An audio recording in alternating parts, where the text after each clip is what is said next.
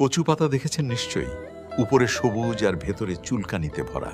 ঠিক তেমনি কিছু মানুষ আছে, বাইরে থেকে দেখতে ভীষণ সুন্দর, কিন্তু ভেতরটা আবর্জনায় ভরা। সাপ দুধ খেয়ে বিষ উগড়ে দেয়, আর গরু ঘাস খেয়েও দুধ দেয়। সুতরাং পার্থক্যটা খাবারের নয়, পার্থক্যটা স্বভাবের। নিজের যোগ্যতা নিয়ে কখনো অহংকার করবেন না। মনে রাখবেন, পাথর কিন্তু নিজের ওজনের জন্য জলে ডুবে যায়। কি আজব দুনিয়া! যার চোখে ঘুম আছে তার কাছে ভালো বিছানা নেই, আর যার কাছে ভালো বিছানা আছে তার চোখে ঘুম নেই।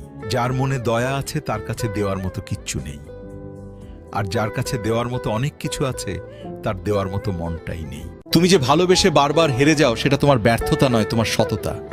তোমার পুরোটা দিয়ে ভালোবাসাটা কোনো বোকামি নয়, বরং হৃদয়ের সত্যতা। তুমি ঠকে গিয়েও ঘৃণা করতে পারো না, এমন হৃদয় সত্যিই দামি। এই মিথ্যে ভালোবাসার দুনিয়ায় তোমার মতো মানুষ খাঁটি সোনার মতোই বিরল। নিজেকে কখনো দুর্বল ভেবো না, কারণ সত্যিকারের ভালোবাসতে পারা মানুষই আসলে সবচেয়ে সাহসী। ভিডিওটি প্রিয় মানুষটাকে শেয়ার করে দিও।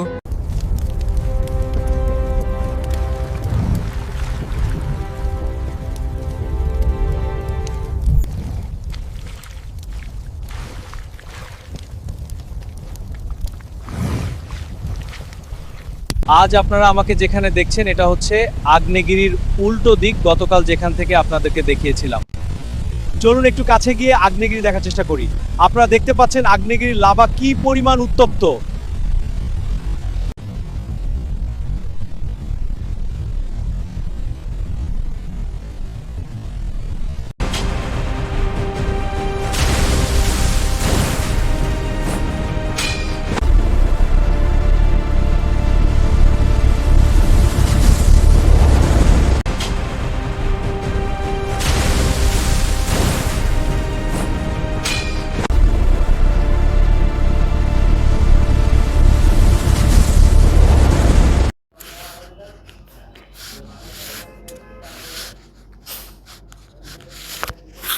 যেহেতু ভাই আপনি আমার আইডিতে যেতে পারেন, দেখেন আমার আইডি থেকে আমি দেখাই, আপনারা কীভাবে জানি না। আমার দেখেন মাত্র 135 ফলোয়ার।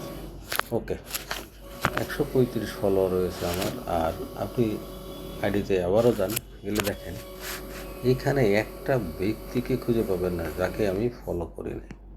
একটাও নাই। সবাইকে আমি ফলো করেছি, তার মানে আমাকে যে ফলো করে সে ফলো পায়। এটার মধ্যে কোনো দুই নম্বরে নেই। যদি বিশ্বাস না হয় এক্ষুনি ফলো করেন, এক্ষুনি ফেরত পাবেন। জুমাতুল বিদা মুসলমানদের কাছে খুবই মর্যাদাপূর্ণ একটি দিন। এটি রমজান মাসের শেষ শুক্রবার। তাই অনেক মুসলমান এই দিনকে বিশেষভাবে গুরুত্ব দিয়ে ইবাদত বন্দেগী করে। এই দিনটি আমাদের মনে করিয়ে দেয় যে রমজান শেষের পথে, তাই বেশি বেশি ইবাদত করার জন্য এটি একটি সুযোগ।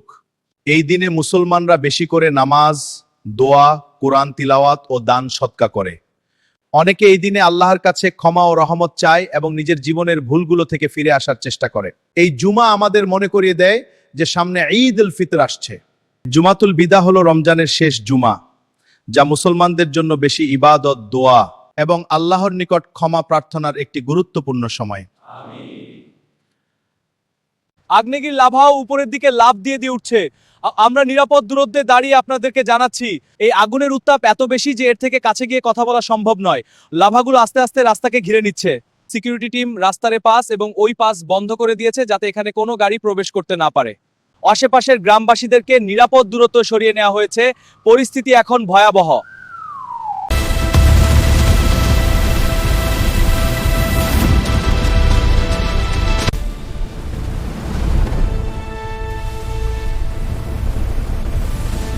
ইতিকাফ হলো আল্লাহর সন্তুষ্টির জন্য নির্দিষ্ট সময় মসজিদে অবস্থান করে ইবাদতে মশগুল থাকা। বিশেষ করে রমজানের শেষ দশকে ইতিকাফ করা অত্যন্ত ফজিলতপূর্ণ একটি সুন্নত আমল। হযরত আয়েশা রাদিয়াল্লাহু আনহা বলেন, রাসূলুল্লাহ সাল্লাল্লাহু আলাইহি ওয়াসাল্লাম মৃত্যুর আগ পর্যন্ত রমজানের শেষ দশকে ইতিকাফ করতেন। অর্থাৎ ইতিকাফ এমন একটি আমল যা নবীজি সবসময় গুরুত্ব সহকারে পালন করেছেন। রমজানের শেষ দশকে ইতিকাফ করলে লাইলাতুল কদর পাওয়ার সম্ভাবনা বেশি থাকে। এই রাত হাজার মাসের চেয়েও উত্তম। ইতিকাফের সময় মানুষ দুনিয়ার কাজ থেকে দূরে থেকে নামাজ, কুরআন তিলাওয়াত, জিকির ও দোয়ায় ব্যস্ত থাকে। এতে আল্লাহ অনেক গুনাহ ক্ষমা করেন। এতেকাফের মাধ্যমে বান্দা সম্পূর্ণভাবে আল্লাহর দিকে মনোযোগ দেয়। এতে ঈমান মজবুত হয় এবং আল্লাহর সাথে সম্পর্ক গভীর হয়। এতেকাফ মানুষকে দুনিয়ার ব্যস্ততা থেকে দূরে রেখে আল্লাহর ইবাদতে মনোযোগী করে। তাই রমজানের শেষ দশকে এতেকাফ করা একজন মুসলিমের জন্য অত্যন্ত বরকতময় ও সওয়াবের কাজ। আল্লাহ তাআলা আমাদের সবাইকে এই আমল করার তৌফিক দান করুন, আমিন। সালাম হোক প্রভু প্রতিদিন রাত, আল্লাহ তুমি রহমতের ধারা। মানুষের জীবনে তিনটি জিনিস কখনো অবহেলা করা উচিত নয়: সময়, সুযোগ এবং সম্পর্ক।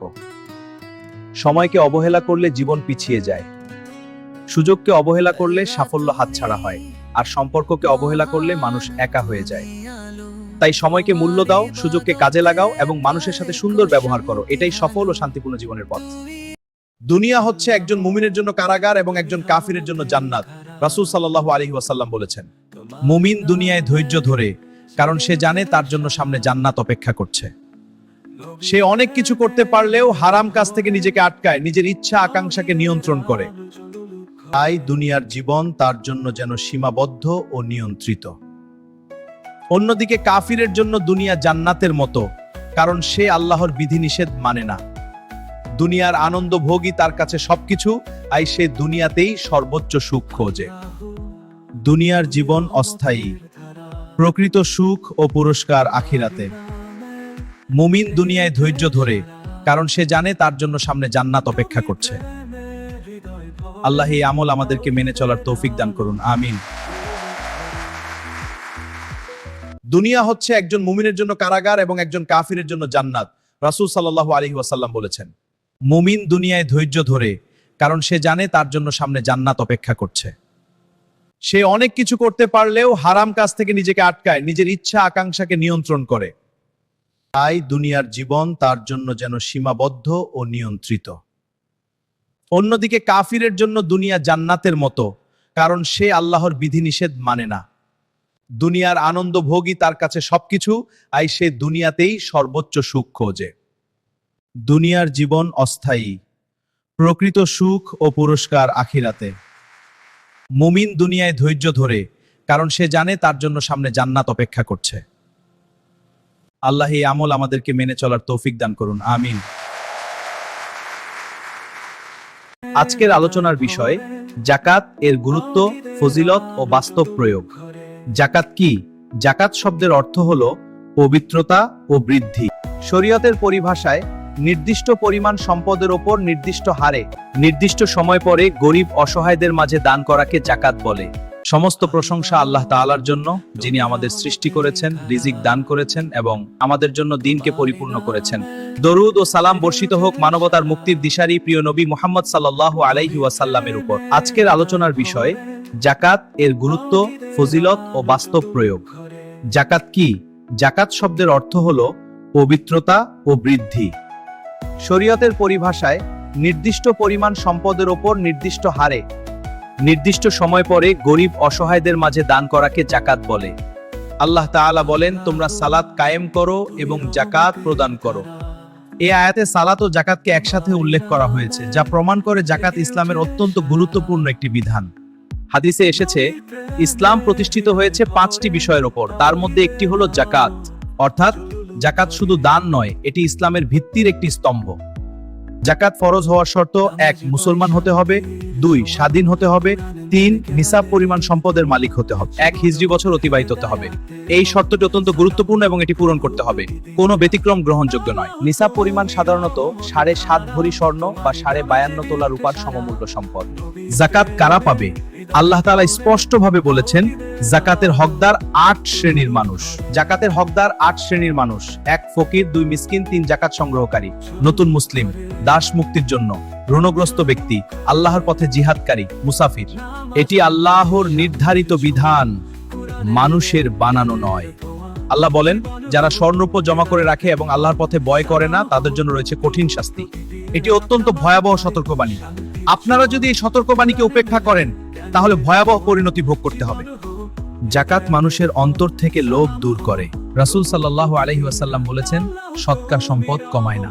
সুবহানাল্লাহ। যাকাত সমাজে ধনী গরিবের ব্যবধান কমায়। অসহায় মানুষ স্বাবলম্বী হতে পারে। খলিফা আবু বকর রাদিয়াল্লাহু আনহু এর সময় কিছু লোক যাকাত দিতে অস্বীকার করলে তিনি বলেছিলেন, যারা নামাজ ও যাকাতের মধ্যে পার্থক্য করবে তাদের বিরুদ্ধে আমি যুদ্ধ করব। এতে বোঝা যায় যাকাত অস্বীকার করা কত বড় অপরাধ। আজ আমাদের সমাজে দারিদ্র্য, বেকারত্ব, শিক্ষার অভাব এসব সমস্যার অন্যতম সমাধান হতে পারে সঠিকভাবে যাকাত ব্যবস্থাপনা। যদি প্রতিটি সামর্থ্যবান ব্যক্তি সঠিকভাবে যাকাত প্রদান করতেন তাহলে সমাজে অভাব অনেকটাই কমে যেত। সমাধান হতে পারে সঠিকভাবে যাকাত ব্যবস্থাপনা। রমজান মাসে মানুষ বেশি যাকাত আদায় করে, কারণ এ মাসে নেকির সওয়াব বহুগুণ বৃদ্ধি পায়। কিন্তু মনে রাখতে হবে, যাকাত শুধু রমজানের জন্য নির্ধারিত নয়, বরং নিসাব পূর্ণ হওয়ার 1 বছর পরেই আদায় করতে হবে। যাকাত কোনো দয়া নয়, এটি গরিবের হক। আমরা যখন যাকাত দেই তখন আমরা আসলে তাদের প্রাপ্য ফিরিয়ে দেই। আসুন আমরা সঠিকভাবে হিসাব করি, গোপনে যাকাত আদায় করি, প্রকৃত হকদারদের কাছে পৌঁছে দিই। আল্লাহ তাআলা আমাদের সবাইকে যাকাতের বিধান সঠিকভাবে আদায় করার তৌফিক দান করুন, আমিন। নিজেকে বদলাও, জীবন বদলে যাবে। মানুষের জীবনে কষ্ট আসবে, ব্যর্থতা আসবে, হতাশা আসবে, এটাই স্বাভাবিক। কিন্তু মনে রাখবেন, কষ্ট স্থায়ী নয়, হাল ছেড়ে দেওয়া স্থায়ী ক্ষতি। আজ আপনি যে অবস্থায় আছেন তা আপনার শেষ ঠিকানা নয়।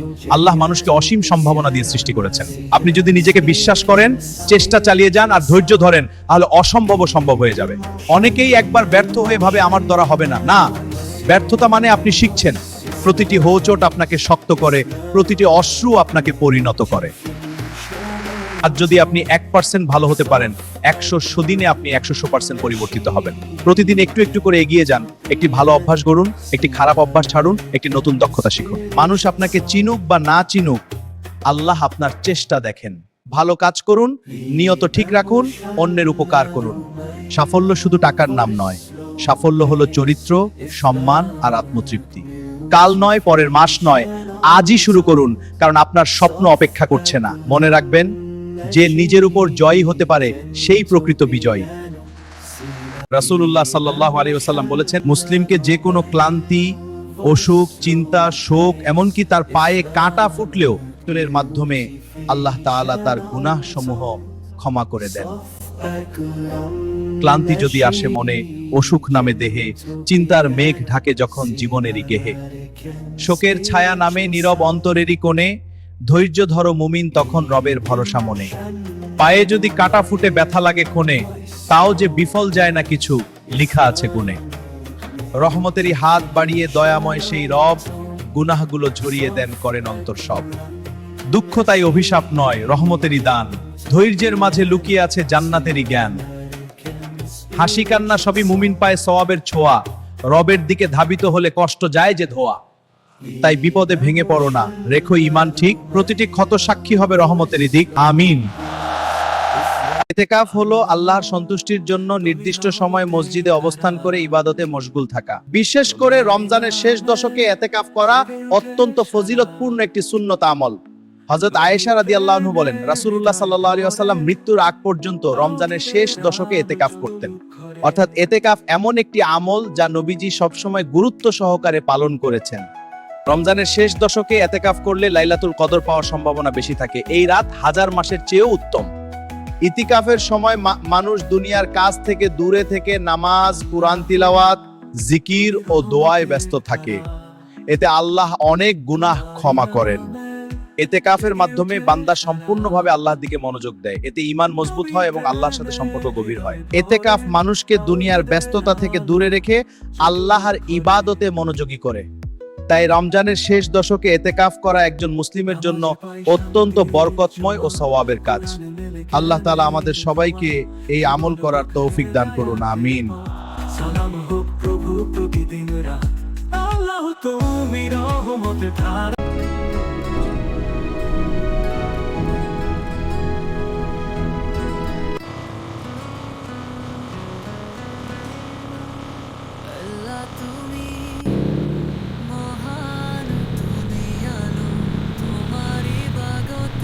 মানুষের জীবনে 3টি জিনিস কখনো অবহেলা করা উচিত নয়: সময়, সুযোগ এবং সম্পর্ক। সময়কে অবহেলা করলে জীবন পিছিয়ে যায়, সুযোগকে অবহেলা করলে সাফল্য হাতছাড়া হয়, আর সম্পর্ককে অবহেলা করলে মানুষ একা হয়ে যায়। তাই সময়কে মূল্য দাও, সুযোগকে কাজে লাগাও এবং মানুষের সাথে সুন্দর ব্যবহার করো। এটাই সফল ও শান্তিপূর্ণ জীবনের পথ। বন্ধুরা, চলো তোমাদেরকে একটা অঙ্ক শেখাই। আমি মুখে মুখে বলবো, করব, তোমরাও আমার সাথে সাথে করবে, দেখবে তোমাদের উত্তরও আমি বলে দিব। তো চলো একটা অঙ্ক করি। আমি তোমাদেরকে দেখাচ্ছি যে অঙ্কটা, আমি এটা করছি, কিন্তু তোমরা অন্য সংখ্যা দিয়ে করতে পারো। প্রথম কথা হলো, তুমি একটা সংখ্যা ধরো, একটা অঙ্ক ধরো, অঙ্ক 0 1 2 3 4 5 6 7 8 9, এর মধ্যে যে কোনো একটা অঙ্ককে তুমি প্রথমে অনুমান করে নিলে, ধরে নিলে। এইবার যে কাজটা করতে হবে সেটা হলো, একে 3 দিয়ে গুণ করতে হবে। গুণ করো, দেখো আমি প্রথমে ধরছি 4, আর এটাকে গুণ করলাম 3 দিয়ে, তাহলে আমার এটা হলো 12। তোমার যে রেজাল্টটা হয়েছে আমাকে বলার দরকার নেই, তুমি সেই রেজাল্টটা সাথে যেটা করো সেটা হলো 6 যোগ করো। আমিও 6 যোগ করলাম, তাহলে যেটা আসলো সেটা হচ্ছে আমার আসলো 18। তোমার একটা অ্যান্সার আসছে, ঠিক আছে। এইবার এটাকে যে কাজ করো সেটা হলো, আমি যে 18 পাইলাম, তুমি যে উত্তরটা পেয়েছো সেইটাকে 3 দিয়ে ভাগ করো। আমি ভাগ করি, ভাগ করলে দেখো এখন আমার যেটা আসছে, ভাগ করলে আমার ভাগফল একটা এসেছে, সেটা হলো আমার 6। তোমার একটা আসছে, ওকে। এখন আমাদের কাজ হচ্ছে, আমরা যে সংখ্যাটা অনুমান করেছিলাম একেবারে প্রথমে যে সংখ্যাটা অনুমান করেছিলাম, সেই সংখ্যাটা এই সংখ্যা থেকে বাদ দিয়ে দিই। আমি সংখ্যা অনুমান করেছিলাম 4, আমার উত্তর আসলো এখানে 6। 6 থেকে 4 বাদ দিলে আমি যে সংখ্যাটা প্রথমে করেছি সেটা বাদ দিচ্ছি। ভালো করে খেয়াল করো, এখন আমার উত্তর কত তোমরা পেয়ে গেছো, তোমাদের উত্তরও তোমরা পেয়েছো। তোমাদের উত্তর আমি অবশ্যই বলবো, তার আগে কথা হচ্ছে, তোমরা আমার এই পেজটাকে একটু ফলো করো, ফেসবুক পেজটাকে ফলো করে রাখো, যাতে এরকম ভিডিও, এরকম চমৎকার চমৎকার ধাঁধা তোমরা পাও, তোমরা শিখতে পারবে। তোমরা বন্ধু মহলে এই জিনিসটাকে কিন্তু একজনকে বলতে পারবে, শেখাতে পারবে। সুন্দর একটা ধাঁধার মধ্যে তুমি বেশ হিরো হয়ে যাবে এই জিনিসটা বোঝাতে পারলে, যে কিভাবে করলে। সে একটা সংখ্যা ধরলো, শেষ পর্যন্ত গিয়ে তুমি তার উত্তরটা বলে দিলে। ওকে, আমি বলে দিচ্ছি তোমার উত্তর কত। আমার উত্তর দেখো, আমার উত্তর হলো 2। এখন তুমি যে সংখ্যাটা ধরেছো এবং সর্বশেষ এসে তোমার যে উত্তরটা হয়েছে, তোমার উত্তরটাও 2। বিষয়টা হচ্ছে কিভাবে করলাম, এটা যদি বোঝাতে যাই তাহলে সহজ করে বলে দিই, এক কথায় উত্তর, সেটা হলো, যে সংখ্যাই ধরুক সবার উত্তর 2 হবে।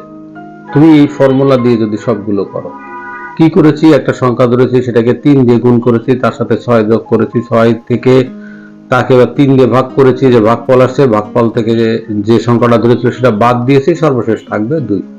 আশা করে বলেছো, ভালো লেগেছে? লাইক দিও, লাইক। ফেসবুক পেজটা ফলো করো, লাইক দাও, কমেন্টস করো, শেয়ার করো, অন্যকে দেখাও, অন্যকে বোঝাও। তুমি এই ধাঁধাগুলো নিয়ে কাজ করতে পারো, তোমারও ভালো লাগবে। ওকে, আজ এই পর্যন্ত। পরবর্তী ভিডিওর জন্য অপেক্ষা করো, চলে আসছে অতি তাড়াতাড়ি। বন্ধুরা, চলো তোমাদেরকে একটা অঙ্ক শেখাই। আমি মুখে মুখে বলবো, করব, তোমরাও আমার সাথে সাথে করবে, দেখবে তোমাদের উত্তরও আমি বলে দিব। তো চলো একটা অঙ্ক করি। আমি তোমাদেরকে দেখাচ্ছি যে অঙ্কটা, আমি এটা করছি, কিন্তু তোমরা অন্য সংখ্যা দিয়ে করতে পারো। প্রথম কথা হলো, তুমি একটা সংখ্যা ধরো, একটা অঙ্ক ধরো, অঙ্ক 0 1 2 3 4 5 6 7 8 9, এর মধ্যে যে কোনো একটা অঙ্ককে তুমি প্রথমে অনুমান করে নিলে, ধরে নিলে। এইবার যে কাজটা করতে হবে সেটা হলো, একে 3 দিয়ে গুণ করতে হবে। গুণ করো, দেখো আমি প্রথমে ধরছি 4, আর এটাকে গুণ করলাম 3 দিয়ে, তাহলে আমার এটা হলো 12। তোমার যে রেজাল্টটা হয়েছে আমাকে বলার দরকার নেই, তুমি সেই রেজাল্টটা সাথে যেটা করো সেটা হলো 6 যোগ করো। আমিও 6 যোগ করলাম, তাহলে যেটা আসলো সেটা হচ্ছে আমার আসলো 18। তোমার একটা অ্যান্সার আসছে, ঠিক আছে। এইবার এটাকে যে কাজ করো সেটা হলো, আমি যে 18 পাইলাম, তুমি যে উত্তরটা পেয়েছো সেইটাকে 3 দিয়ে ভাগ করো। আমি ভাগ করি, ভাগ করলে দেখো এখন আমার যেটা আসছে, ভাগ করলে আমার ভাগফল একটা এসেছে, সেটা হলো আমার 6। তোমার একটা আসছে, ওকে। এখন আমাদের কাজ হচ্ছে, আমরা যে সংখ্যাটা অনুমান করেছিলাম একেবারে প্রথমে যে সংখ্যাটা অনুমান করেছিলাম, সেই সংখ্যাটা এই সংখ্যা থেকে বাদ দিয়ে দিই। আমি সংখ্যা অনুমান করেছিলাম 4, আমার উত্তর আসলো এখানে 6। 6 থেকে 4 বাদ দিলে আমি যে সংখ্যাটা প্রথমে করেছি সেটা বাদ দিচ্ছি। ভালো করে খেয়াল করো, এখন আমার উত্তর কত তোমরা পেয়ে গেছো, তোমাদের উত্তরও তোমরা পেয়েছো। তোমাদের উত্তর আমি অবশ্যই বলবো, তার আগে কথা হচ্ছে, তোমরা আমার এই পেজটাকে একটু ফলো করো, ফেসবুক পেজটাকে ফলো করে রাখো, যাতে এরকম ভিডিও, এরকম চমৎকার চমৎকার ধাঁধা তোমরা পাও, তোমরা শিখতে পারবে, তোমরা বন্ধু মহলে এই জিনিসটাকে কিন্তু একজনকে বলতে পারবে, শেখাতে পারবে। সুন্দর একটা ধাঁধার মধ্যে তুমি বেশ হিরো হয়ে যাবে এই জিনিসটা বোঝাতে পারলে যে কিভাবে করলে। সে একটা সংখ্যা ধরলো, শেষ পর্যন্ত গিয়ে তুমি তার উত্তরটা বলে দিলে। ওকে, আমি বলে দিচ্ছি তোমার উত্তর কত। আমার উত্তর দেখো, আমার উত্তর হলো 2। এখন তুমি যে সংখ্যাটা ধরেছো এবং সর্বশেষ এসে তোমার যে উত্তরটা হয়েছে, তোমার উত্তরটাও 2। বিষয়টা হচ্ছে কিভাবে করলাম এটা যদি বোঝাতে যাই তাহলে সহজ করে বলে দিই, এক কথায় উত্তর সেটা হলো যে সংখ্যাই ধরুক সবার উত্তর 2 হবে। তুমি এই ফর্মুলা দিয়ে যদি সবগুলো করো, কি করেছি, একটা সংখ্যা ধরেছি, সেটাকে 3 দিয়ে গুণ করেছি, তার সাথে 6 যোগ করেছি, 6 থেকে তাকে এবার 3 দিয়ে ভাগ করেছি, যে ভাগফল আসছে, ভাগফল থেকে যে সংখ্যাটা ধরেছিল সেটা বাদ দিয়েছি, সর্বশেষ থাকবে 2। আশা করে বলেছো, ভালো লেগেছে? লাইক দিও, লাইক। ফেসবুক পেজটা ফলো করো, লাইক দাও, কমেন্টস করো, শেয়ার করো, অন্যকে দেখাও, অন্যকে বোঝাও। তুমি এই ধাঁধাগুলো নিয়ে কাজ করতে পারো, তোমারও ভালো লাগবে। ওকে, আজ এই পর্যন্ত। পরবর্তী ভিডিওর জন্য অপেক্ষা করো, চলে আসছে অতি তাড়াতাড়ি।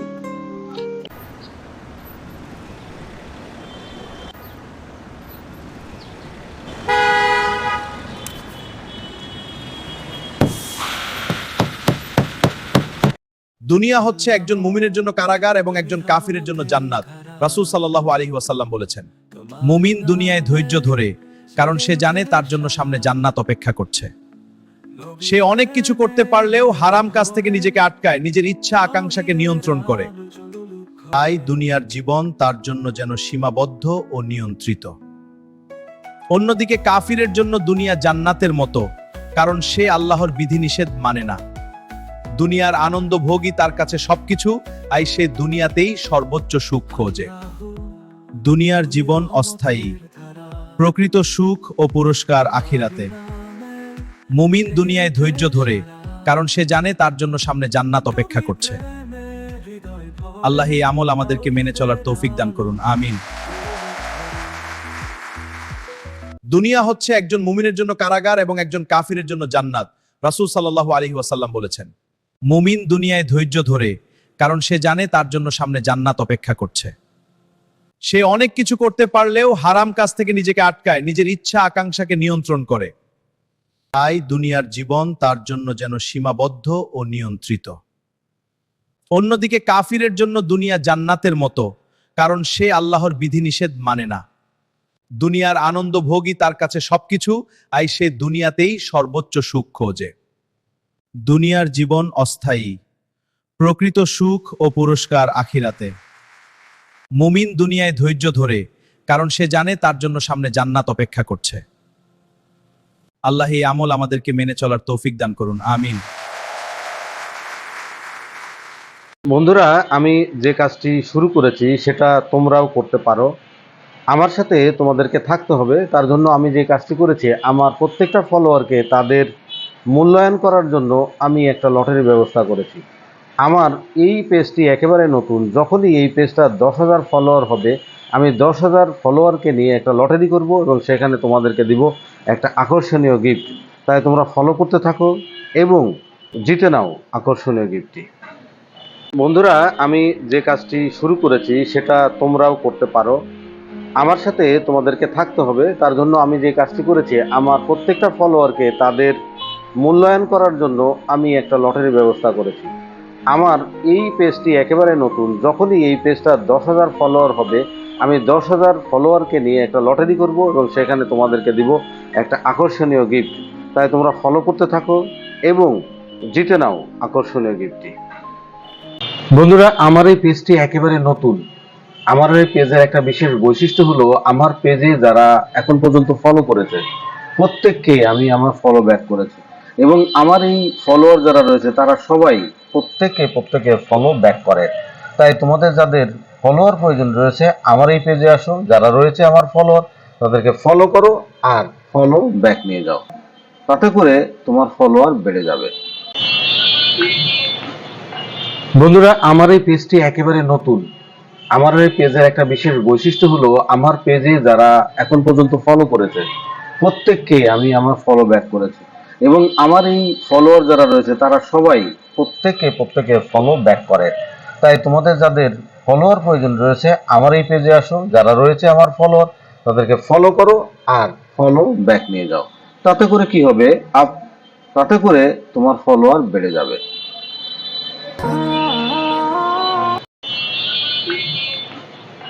বন্ধুরা, আমার এই পেজটি একেবারে নতুন। আমার এই পেজের একটা বিশেষ বৈশিষ্ট্য হলো, আমার পেজে যারা এখন পর্যন্ত ফলো করেছে প্রত্যেককে আমি আমার ফলো ব্যাক করেছি, এবং আমার এই ফলোয়ার যারা রয়েছে তারা সবাই প্রত্যেকে ফলো ব্যাক করে।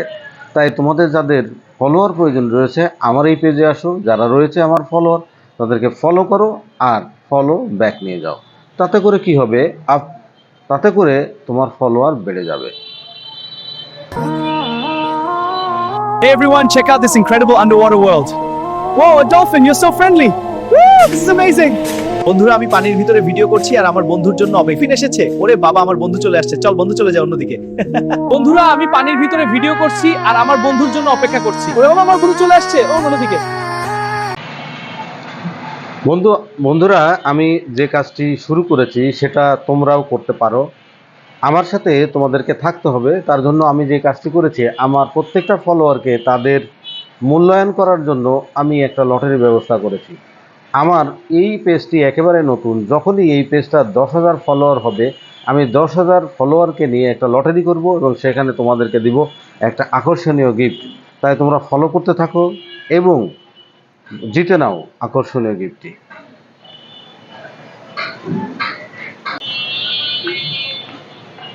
বন্ধুরা, আমার এই পেজটি একেবারে নতুন। আমার এই পেজের একটা বিশেষ বৈশিষ্ট্য হলো, আমার পেজে যারা এখন পর্যন্ত ফলো করেছে প্রত্যেককে আমি আমার ফলো ব্যাক করেছি, এবং আমার এই ফলোয়ার যারা রয়েছে তারা সবাই প্রত্যেকে ফলো ব্যাক করে। তাই তোমাদের যাদের ফলোয়ার প্রয়োজন রয়েছে আমার এই পেজে আসো, যারা রয়েছে আমার ফলোয়ার তাদেরকে ফলো করো আর ফলো ব্যাক নিয়ে যাও। তাতে করে কি হবে, তাতে করে তোমার ফলোয়ার বেড়ে যাবে। Hey everyone, check out this incredible underwater world. Whoa, a dolphin, you're so friendly. Woo, this is amazing. বন্ধুরা, আমি পানির ভিতরে ভিডিও করছি আর আমার বন্ধুর জন্য অপেক্ষা এসেছে। ওরে বাবা, আমার বন্ধু চলে আসছে। চল বন্ধু, চলে যাও অন্যদিকে। বন্ধুরা, আমি পানির ভিতরে ভিডিও করছি আর আমার বন্ধুর জন্য অপেক্ষা করছি। ওরে বাবা, আমার বন্ধু চলে আসছে। ও অন্যদিকে। জীবনের এই ছাত্র জীবন স্বপ্ন গড়ার সময়। আজ যে বীজ বুনবে তুমি, ফল পাবে একদিন নিশ্চয়। অলসতা যে চোরের মতো চুরি করে কাল, সময়কে যে মানে না কেউ, পায় না সোনার ফল। ভোরের আলো ডাকছে তোমায়, উঠো নতুন রবে, কঠোর পরিশ্রম সাথী করলে সফলতা ধরা দেবে। আজকের আলোচনার বিষয় যাকাত, এর গুরুত্ব, ফজিলত ও বাস্তব প্রয়োগ। যাকাত কি? যাকাত শব্দের অর্থ হলো পবিত্রতা ও বৃদ্ধি।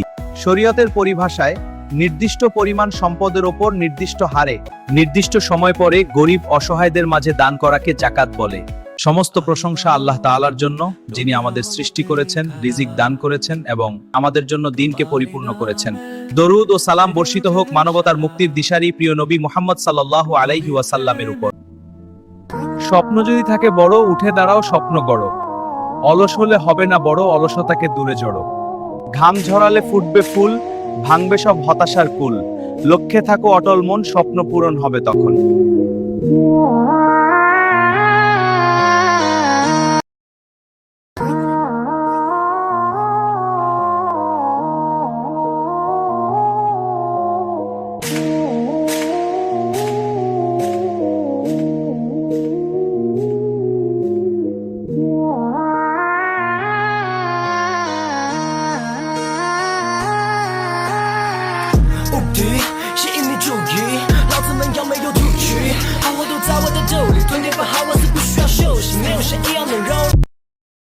সমস্ত প্রশংসা আল্লাহ তাআলার জন্য, যিনি আমাদের সৃষ্টি করেছেন, রিজিক দান করেছেন এবং আমাদের জন্য দিনকে পরিপূর্ণ করেছেন। দরুদ ও সালাম বর্ষিত হোক মানবতার মুক্তির দিশারি প্রিয় নবী মুহাম্মদ সাল্লাল্লাহু আলাইহি ওয়াসাল্লামের উপর। আজকের আলোচনার বিষয় যাকাত, এর গুরুত্ব, ফজিলত ও বাস্তব প্রয়োগ। যাকাত কি? যাকাত শব্দের অর্থ হলো পবিত্রতা ও বৃদ্ধি। শরীয়তের পরিভাষায় নির্দিষ্ট পরিমাণ সম্পদের ওপর নির্দিষ্ট হারে নির্দিষ্ট সময় পরে গরিব অসহায়দের মাঝে দান করাকে যাকাত বলে। আল্লাহ তাআলা বলেন, তোমরা সালাত কায়েম করো এবং যাকাত প্রদান করো। এই আয়াতে সালাত ও যাকাতকে একসাথে উল্লেখ করা হয়েছে, যা প্রমাণ করে যাকাত ইসলামের অত্যন্ত গুরুত্বপূর্ণ একটি বিধান। হাদিসে এসেছে, ইসলাম প্রতিষ্ঠিত হয়েছে 5টি বিষয়ের ওপর, তার মধ্যে একটি হলো যাকাত, অর্থাৎ জাকাত শুধু দান নয়, এটি ইসলামের ভিত্তির একটি স্তম্ভ। জাকাত ফরজ হওয়ার শর্ত: 1. মুসলমান হতে হবে, 2. স্বাধীন হতে হবে, 3. নিসাব পরিমাণ সম্পদের মালিক হতে হবে, 1 হিজরি বছর অতিবাহিত হতে হবে। এই শর্তটি অত্যন্ত গুরুত্বপূর্ণ এবং এটি পূরণ করতে হবে। কোনো ব্যতিক্রম গ্রহণযোগ্য নয়। নিসাব পরিমাণ সাধারণত 7.5 ভরি স্বর্ণ বা 52.5 তোলা রূপার সমমূল্য সম্পদ। জাকাত কারা পাবে? আল্লাহ তাআলা স্পষ্টভাবে বলেছেন, জাকাতের হকদার 8 শ্রেণীর মানুষ। জাকাতের হকদার 8 শ্রেণীর মানুষ: 1 ফকির, 2 মিসকিন, 3 জাকাত সংগ্রহকারী, নতুন মুসলিম, দাস মুক্তির জন্য, ঋণগ্রস্ত ব্যক্তি, আল্লাহর পথে জিহাদকারী, মুসাফির। এটি আল্লাহর নির্ধারিত বিধান, মানুষের বানানো নয়। আল্লাহ বলেন, যারা স্বর্ণরূপ জমা করে রাখে এবং আল্লাহর পথে ভয় করে না, তাদের জন্য রয়েছে কঠিন শাস্তি। এটি অত্যন্ত ভয়াবহ সতর্কবাণী। আপনারা যদি এই সতর্কবাণীকে উপেক্ষা করেন, তাহলে ভয়াবহ পরিণতি ভোগ করতে হবে। জাকাত মানুষের অন্তর থেকে লোভ দূর করে। রাসূল সাল্লাল্লাহু আলাইহি ওয়াসাল্লাম বলেছেন, সদকা সম্পদ কমায় না। সুবহানাল্লাহ। জাকাত সমাজে ধনী গরিবের ব্যবধান কমায়। অসহায় মানুষ স্বাবলম্বী হতে পারে।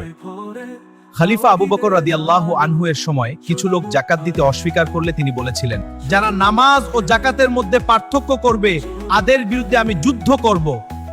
এতে বোঝা যায় জাকাত অস্বীকার করা কত বড় অপরাধ। আজ আমাদের সমাজে দারিদ্র্য, বেকারত্ব, শিক্ষার অভাব, এসব সমস্যার অন্যতম সমাধান হতে পারে সঠিকভাবে জাকাত ব্যবস্থাপনা। যদি প্রতিটি সামর্থ্যবান ব্যক্তি সঠিকভাবে জাকাত প্রদান করতেন, তাহলে সমাজে অভাব অনেকটাই কমে যেত। সমাধান হতে পারে সঠিকভাবে জাকাত ব্যবস্থাপনা।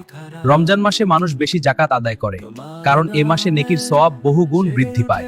কিন্তু মনে রাখতে হবে, জাকাত শুধু রমজানের জন্য নির্ধারিত নয়, বরং নিসাব পূর্ণ হওয়ার 1 বছর পরেই আদায় করতে হবে। জাকাত কোনো দয়া নয়, এটি গরিবের হক। আমরা যখন জাকাত দেই, তখন আমরা আসলে তাদের প্রাপ্য ফিরিয়ে দেই। আসুন আমরা সঠিকভাবে হিসাব করি, গোপনে জাকাত আদায় করি, প্রকৃত হকদারদের কাছে পৌঁছে দিই। আল্লাহ তাআলা আমাদের সবাইকে জাকাতের বিধান সঠিকভাবে আদায় করার তৌফিক দান করুন। আমিন। নিজেকে বদলাও, জীবন বদলে যাবে। মানুষের জীবনে কষ্ট আসবে, ব্যর্থতা আসবে, হতাশা আসবে, এটাই স্বাভাবিক। কিন্তু মনে রাখবেন, কষ্ট স্থায়ী নয়, হাল ছেড়ে দেওয়া স্থায়ী ক্ষতি। আজ আপনি যে অবস্থায় আছেন, তা আপনার শেষ ঠিকানা নয়। আল্লাহ মানুষকে অসীম সম্ভাবনা দিয়ে সৃষ্টি করেছেন। আপনি যদি নিজেকে বিশ্বাস করেন, চেষ্টা চালিয়ে যান আর ধৈর্য ধরেন, তাহলে অসম্ভব সম্ভব হয়ে যাবে। অনেকেই একবার ব্যর্থ হয়ে ভাবে আমার দ্বারা হবে না। না, ব্যর্থতা মানে আপনি শিখছেন।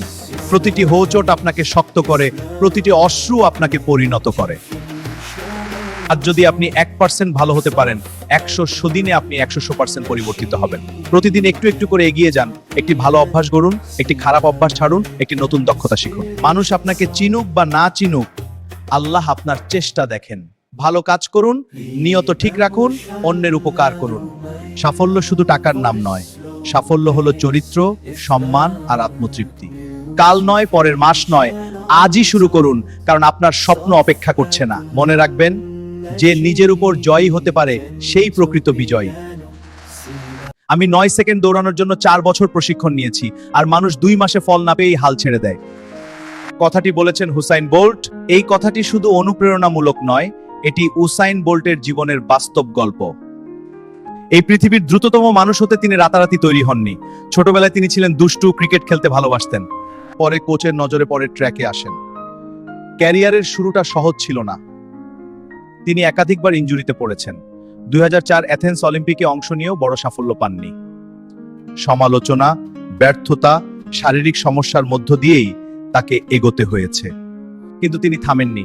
বছরের পর বছর কঠোর অনুশীলন, খাদ্য নিয়ন্ত্রণ, শৃঙ্খলা সব মিলিয়ে নিজেকে গড়েছেন। ফলাফল 2008 সালের বেইজিং অলিম্পিকে 100 মিটার দৌড়ে 9.69 সেকেন্ড বিশ্বকে তাক লাগিয়ে দেন। পরে 9.58 সেকেন্ডে বিশ্ব রেকর্ড গড়েন, যা আজও অটুট। আমরা শুধু 9 সেকেন্ডের দৌড় দেখি, কিন্তু তার পেছনের 4 বছরের ঘাম, ব্যথা, শৃঙ্খলা সেটা দেখি না। বোল্টের এই উক্তি আমাদের শেখায়, সাফল্য সময় চায়, ধৈর্য চায়, ধারাবাহিক পরিশ্রম চায়। 2 মাসে ফল না পেলে হাল ছেড়ে দিলে কখনোই 9 সেকেন্ডের জয় পাওয়া যায় না। জীবনের প্রতিটি বড় অর্জনের পেছনে থাকে দীর্ঘ প্রস্তুতি। তাই ধৈর্য ধরুন, কাজ চালিয়ে যান, আপনার 9 সেকেন্ডও একদিন আসবে ইনশাআল্লাহ। আমি 9 সেকেন্ড দৌড়ানোর জন্য 4 বছর প্রশিক্ষণ নিয়েছি, আর মানুষ 2 মাসে ফল না পেয়েই হাল ছেড়ে দেয়। কথাটি বলেছেন হুসাইন বোল্ট। এই কথাটি শুধু অনুপ্রেরণামূলক নয়, এটি উসাইন বোল্টের জীবনের বাস্তব গল্প। এই পৃথিবীর দ্রুততম মানুষ হতে তিনি রাতারাতি তৈরি হননি। ছোটবেলায় তিনি ছিলেন দুষ্টু, ক্রিকেট খেলতে ভালোবাসতেন। পরে কোচের নজরে পরে ট্র্যাকে আসেন। ক্যারিয়ারের শুরুটা সহজ ছিল না। তিনি একাধিকবার ইনজুরিতে পড়েছেন। 2004 অ্যাথেন্স অলিম্পিকে অংশ নিয়েও বড় সাফল্য পাননি। সমালোচনা, ব্যর্থতা, শারীরিক সমস্যার মধ্য দিয়েই তাকে এগোতে হয়েছে। কিন্তু তিনি থামেননি। বছরের পর বছর কঠোর অনুশীলন, খাদ্য নিয়ন্ত্রণ, শৃঙ্খলা সব মিলিয়ে নিজেকে গড়েছেন। ফলাফল 2008 সালের বেইজিং অলিম্পিকে 100 মিটার দৌড়ে 9.69 সেকেন্ড বিশ্বকে তাক লাগিয়ে দেন। পরে 9.58 সেকেন্ডে বিশ্ব রেকর্ড গড়েন, যা আজও অটুট। আমরা শুধু 9 সেকেন্ডের দৌড় দেখি, কিন্তু তার পেছনের 4 বছরের ঘাম, ব্যথা, শৃঙ্খলা সেটা দেখি না। বোল্টের এই উক্তি আমাদের শেখায়, সাফল্য সময় চায়, ধৈর্য চায়, ধারাবাহিক পরিশ্রম চায়। 2 মাসে ফল না পেলে হাল ছেড়ে দিলে কখনোই 9 সেকেন্ডের জয় পাওয়া যায় না। জীবনের প্রতিটি বড় অর্জনের পেছনে থাকে দীর্ঘ প্রস্তুতি। তাই ধৈর্য ধরুন, কাজ চালিয়ে যান, আপনার 9 সেকেন্ডও একদিন আসবে। কেউ যেন কারো ওপর জুলুম না করে। আল্লাহ তাআলা কুরআনে এই সতর্কবাণী উল্লেখ করেছেন। এটি ইসলামের একটি মৌলিক নীতি। আল্লাহ তাআলা আমাদেরকে এই আমল করার তৌফিক দিন, আমিন। রাসূলুল্লাহ সাল্লাল্লাহু আলাইহি ওয়াসাল্লাম বলেছেন, যে ব্যক্তি অহংকার বশত তার কাপড় টাকনুর নিচে ঝুলিয়ে পড়বে, আল্লাহ কিয়ামতের দিন তার দিকে দৃষ্টিপাত করবেন না। আরেক বর্ণনা এসেছে, যে ব্যক্তি তার কাপড় টাকনুর নিচে ঝুলিয়ে রাখে সে জাহান্নামে যাবে। অহংকার বা তাকাব্বুর জাহিলিয়াতের যুগের একটি বৈশিষ্ট্য ছিল। এই অহংকার আজও আমাদের মধ্যে রয়ে গেছে। খুবই গুরুত্বপূর্ণ কয়েকটি কথা জেনে রাখলে তোমার জীবনে অনেক কাজে লাগবে। ইসলাম অহংকারকে ঘৃণা করে। পোশাকে সরলতা ও নম্রতা কাম্য। আমলের পেছনের নিয়ত অত্যন্ত গুরুত্বপূর্ণ। অহংকার করলে পতন নিশ্চিত। ধৈর্য ধরলে সফলতা আসে। আল্লাহ পাক আমাদেরকে এগুলো আমল করার তৌফিক দিন, আমিন। রমজান সম্পর্কে আল্লাহ তাআলা পবিত্র কোরআনে সুস্পষ্টভাবে কথা বলেছেন। প্রধানত কোরআনের সূরা আল বাকারার 183-85 নম্বর আয়াতে রমজানের বিধান ও উদ্দেশ্য বর্ণিত হয়েছে। আল্লাহ বলেছেন, হে ঈমানদারগণ, তোমাদের উপর রোজা ফরজ করা হয়েছে, যেমন ফরজ করা হয়েছিল তোমাদের পূর্ববর্তীদের উপর, যাতে তোমরা তাকওয়া অর্জন করতে পার। সুবহানাল্লাহ ওয়া বিহামদি। রোজার উদ্দেশ্য কেবল না খেয়ে থাকা নয়, বরং তাকওয়া অর্জন করা, আল্লাহ ভীতি ও আত্মসংযম অর্জন করা। এখানে আল্লাহ বলেন, রোজা নির্দিষ্ট কয়েকটি দিনের জন্য। অসুস্থ বা মুসাফির হলে পরে কাজা করার অনুমতি রয়েছে। ইসলাম কঠোরতা নয়, বরং সহজতা ও করুণা। রমজান শুধু রোজার মাস নয়, এটি কুরআনের মাস, হেদায়েতের মাস।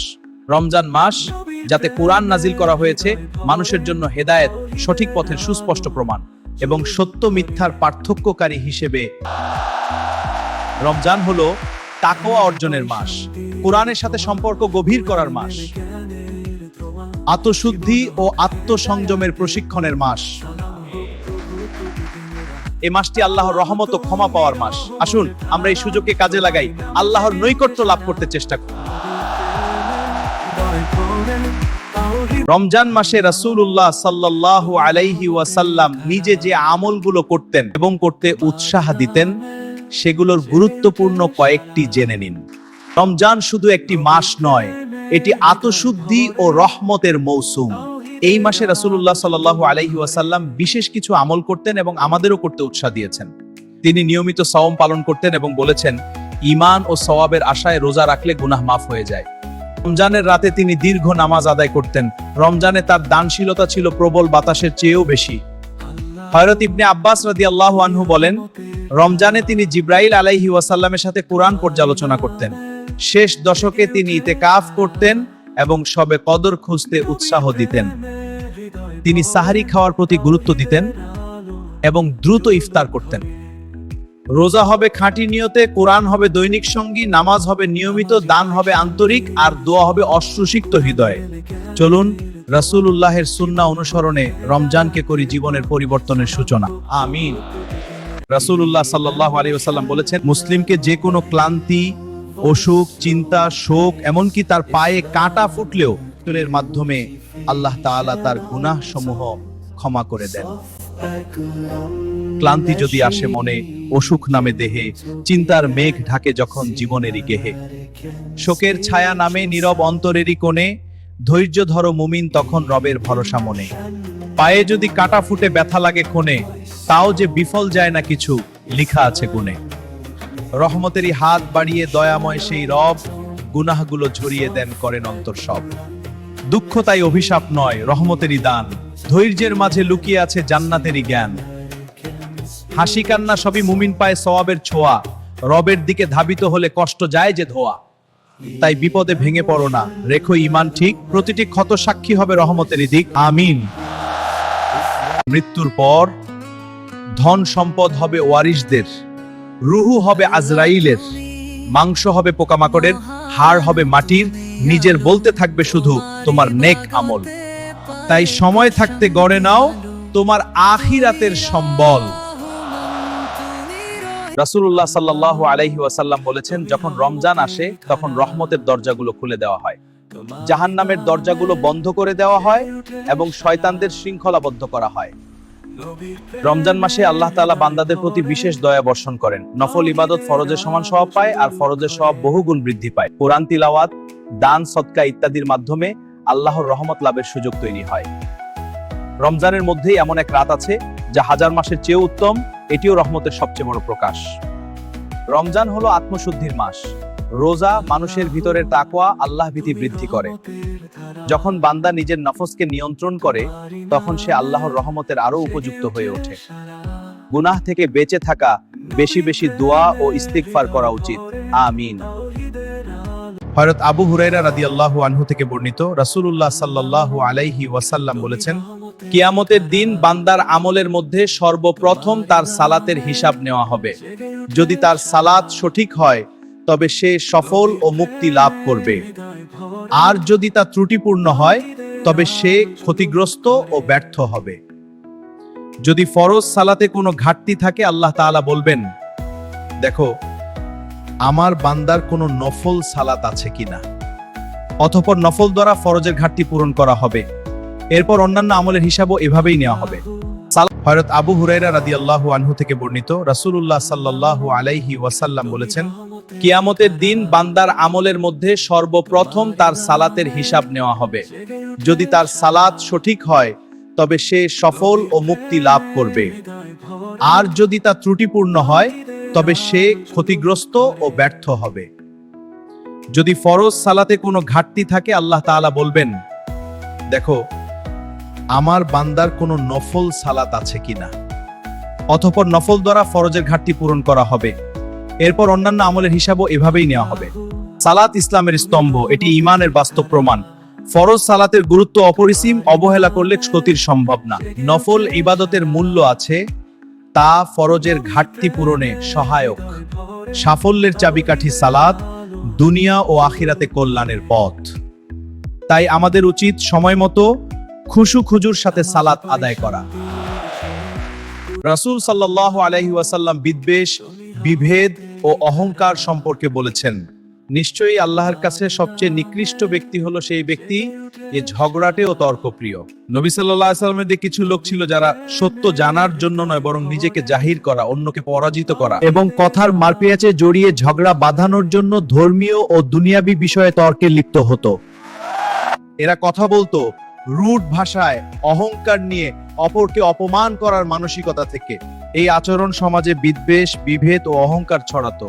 তখনই রাসূলুল্লাহ এই হাদিসটি বলেন, যাতে উম্মত বুঝতে পারে ঝগড়া ও অহেতুক তর্ক আল্লাহর কাছে খুবই অপছন্দনীয়। সত্য জানা উদ্দেশ্য হলে আলোচনা করা ভালো, কিন্তু জিততে চাওয়া, অপমান করা ও ঝগড়া করা মারাত্মক গুনাহ। একজন মুমিনের পরিচয় হলো নম্রতা, ধৈর্য ও সুন্দর ভাষা। রাসূল সাল্লাল্লাহু আলাইহি ওয়াসাল্লাম আরো বলেছেন, আমি জান্নাতের মাঝখানে একটি ঘরের জামিন দিচ্ছি তার জন্য যে সত্য হওয়া সত্ত্বেও ঝগড়া পরিত্যাগ করে। ঝগড়াটে হওয়া মানে অহংকার বাড়ে, নেক আমল নষ্ট হয়, আল্লাহর অসন্তুষ্টি নেমে আসে। আর সহনশীলতা ও নীরবতা মর্যাদা বাড়ায়, হৃদয় জয় করে আল্লাহর সন্তুষ্টি আনে। আমিন, আমিন, আমিন। সঠিক। রাসূলুল্লাহ সাল্লাল্লাহু আলাইহি ওয়াসাল্লাম বলেছেন, তোমরা অনুমান থেকে বেঁচে থাকো, কারণ অনুমান হলো সবচেয়ে মিথ্যা কথা। যাচাই না করে বলা কথা গুনাহের কারণ। অনুমান সম্পর্ক নষ্ট করে সন্দেহ বাড়ায়। একজন মুমিনের জবান হওয়া উচিত সত্য ও প্রমাণ ভিত্তিক। দেখুন একটা কথা বলি, নিজের ছেলে মেয়েদেরকে শিক্ষিত তৈরি করুন। তাদের জন্য এত কষ্ট করে ধন সম্পদ জুগিয়ে তাদেরকে অকর্মার ঢেকি তৈরি করবেন না। যদি শিক্ষিত হয় তাহলে নিজে থেকে ইনকাম করে নিবে, আর যদি অলস আর অকর্মানা ঢেকি হয় তাহলে আপনার রাজার ভান্ডার সে খেয়ে উড়িয়ে দিবে। রাসূলুল্লাহ সাল্লাল্লাহু আলাইহি ওয়াসাল্লাম আমল সম্পর্কে বলেছেন, আল্লাহ তোমাদের চেহারা ও সম্পদের দিকে তাকান না, তিনি তাকান তোমাদের হৃদয় ও আমলের দিকে। মানুষকে বিচার করা হয় কেমন দেখায় বা কত ধনী এ দিয়ে নয়। আল্লাহর কাছে সবচেয়ে মূল্যবান হলো বিশুদ্ধ অন্তর ও সৎ কাজ। লোক দেখানো ইবাদত নয়, নীরব ভালো কাজই আল্লাহর কাছে বেশি প্রিয়। সুন্দর বানাতে আয়নায় নয়, হৃদয়ের ভেতরে তাকাও, কারণ আল্লাহ সেখানে তাকান। এই হাদিস আমল করতে আল্লাহ আমাদেরকে সামর্থ্য দান করুন, আমিন। আবু হুরায়রা থেকে বর্ণিত, রাসূলুল্লাহ সাল্লাল্লাহু আলাইহি ওয়াসাল্লাম বলেছেন, মুমিনদের মধ্যে সবচেয়ে পূর্ণ ঈমানের অধিকারী সেই ব্যক্তি যার চরিত্র সবচেয়ে উত্তম। বেতনের অঙ্ক জানে সবাই, পথের গল্প শুনে কজন? হালাল হারামের হিসাব ছাড়া টাকায় আসে না শান্ত মন। তুমি কত টাকা বেতন পাও এটা শোনার মানুষের অভাব নেই, কিন্তু তুমি কিভাবে এই টাকা অর্জন করো, হালাল না হারাম, পরিশ্রম না প্রতারণা, সেটা শোনার বা বোঝার মানুষের বড়ই অভাব। আয়াতুল কুরসি কোরআনের সবচেয়ে মর্যাদাপূর্ণ ও শক্তিশালী আয়াত। এতে আল্লাহ তাআলার একত্ব, ক্ষমতা, জ্ঞান ও রক্ষণাবেক্ষণের ঘোষণা রয়েছে। উবাই ইবনু কাআব রাহকে রাসূলুল্লাহ সাল্লাল্লাহু আলাইহি ওয়াসাল্লাম জিজ্ঞেস করলেন, কোরআনের কোন আয়াতটি সবচেয়ে মহান? তিনি বললেন, আয়াতুল কুরসি। নবী সাল্লাল্লাহু আলাইহি ওয়াসাল্লাম বললেন, তোমার জ্ঞান বরকতময় হোক, আমিন। প্রতিটি ফরজ নামাজের পর আয়াতুল কুরসি পড়লে মৃত্যু ছাড়া জান্নাতে প্রবেশে আর কোনো বাধা থাকে না। ঘুমানোর আগে পড়লে আল্লাহর পক্ষ থেকে একজন ফেরেশতা পাহারা দেন এবং শয়তান সারা রাত কাছে আসতে পারে না। এটি শয়তান তাড়ানোর সবচেয়ে শক্তিশালী আয়াত।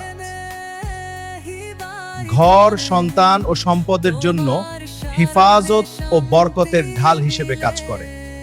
নিয়মিত পড়লে হৃদয়ে প্রশান্তি ও ঈমানের দৃঢ়তা আসে। আয়াতুল কুরসি হলো আল্লাহর শক্তির ঘোষণা, মুমিনের নিরাপত্তার চাবি আর শয়তানের বিরুদ্ধে অদৃশ্য প্রাচীর। সুবহানাল্লাহ। আল্লাহ আমাদেরকে এটা আমল করার তৌফিক দিন, আমিন। রাসূলুল্লাহ সাল্লাল্লাহু আলাইহি ওয়াসাল্লাম বলেছেন, মুসলিমকে যে কোনো ক্লান্তি, অসুখ, চিন্তা, শোক, এমনকি তার পায়ে কাঁটা ফুটলেও এর মাধ্যমে আল্লাহ তাআলা তার গুনাহ সমূহ ক্ষমা করে দেন। ক্লান্তি যদি আসে মনে, অসুখ নামে দেহে, চিন্তার মেঘ ঢাকে যখন জীবনেরই গেহে, শোকের ছায়া নামে নীরব অন্তরেরই কোণে, ধৈর্য ধরো মুমিন তখন রবের ভরসা মনে। পায়ে যদি কাঁটা ফুটে ব্যথা লাগে ক্ষণে, তাও যে বিফল যায় না কিছু, লিখা আছে গুণে। রহমতেরই হাত বাড়িয়ে দয়াময় সেই রব, গুনাহগুলো ঝরিয়ে দেন, করেন অন্তর সব। দুঃখ তাই অভিশাপ নয়, রহমতেরই দান, ধৈর্যের মাঝে লুকিয়ে আছে জান্নাতেরই জ্ঞান। হাসি কান্না সবই মুমিন পায় সওয়াবের ছোঁয়া, রবের দিকে ধাবিত হলে কষ্ট যায় যে ধোয়া। তাই বিপদে ভেঙে পড়ো না, রেখো ঈমান ঠিক, প্রতিটি ক্ষত সাক্ষী হবে রহমতেরই দিক, আমিন।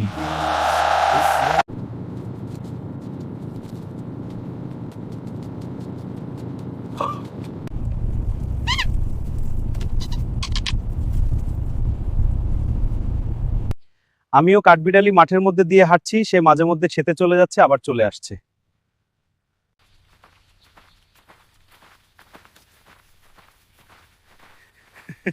মৃত্যুর পর ধন সম্পদ হবে ওয়ারিসদের, রুহু হবে আজরাইলের, মাংস হবে পোকামাকড়ের, হাড় হবে মাটির, নিজের বলতে থাকবে শুধু তোমার নেক আমল। তাই সময় থাকতে গড়ে নাও তোমার আখিরাতের সম্বল।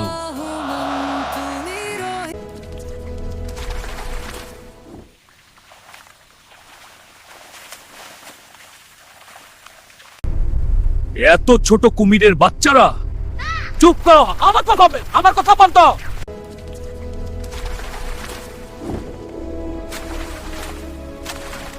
রাসূলুল্লাহ সাল্লাল্লাহু আলাইহি ওয়াসাল্লাম বলেছেন, যখন রমজান আসে তখন রহমতের দরজাগুলো খুলে দেওয়া হয়, জাহান্নামের দরজাগুলো বন্ধ করে দেওয়া হয় এবং শয়তানদের শৃঙ্খলাবদ্ধ করা হয়। রমজান মাসে আল্লাহ তাআলা বান্দাদের প্রতি বিশেষ দয়া বর্ষণ করেন। নফল ইবাদত ফরজের সমান সওয়াব পায় আর ফরজের সওয়াব বহুগুণ বৃদ্ধি পায়। কোরআন তিলাওয়াত, দান, সদকা ইত্যাদির মাধ্যমে আল্লাহর রহমত লাভের সুযোগ তৈরি হয়। রমজানের মধ্যেই এমন এক রাত আছে যা হাজার মাসের চেয়েও উত্তম। এটিও রহমতের সবচেয়ে বড় প্রকাশ। রমজান হলো আত্মশুদ্ধির মাস। রোজা মানুষের ভিতরের তাকওয়া, আল্লাহ ভীতি বৃদ্ধি করে।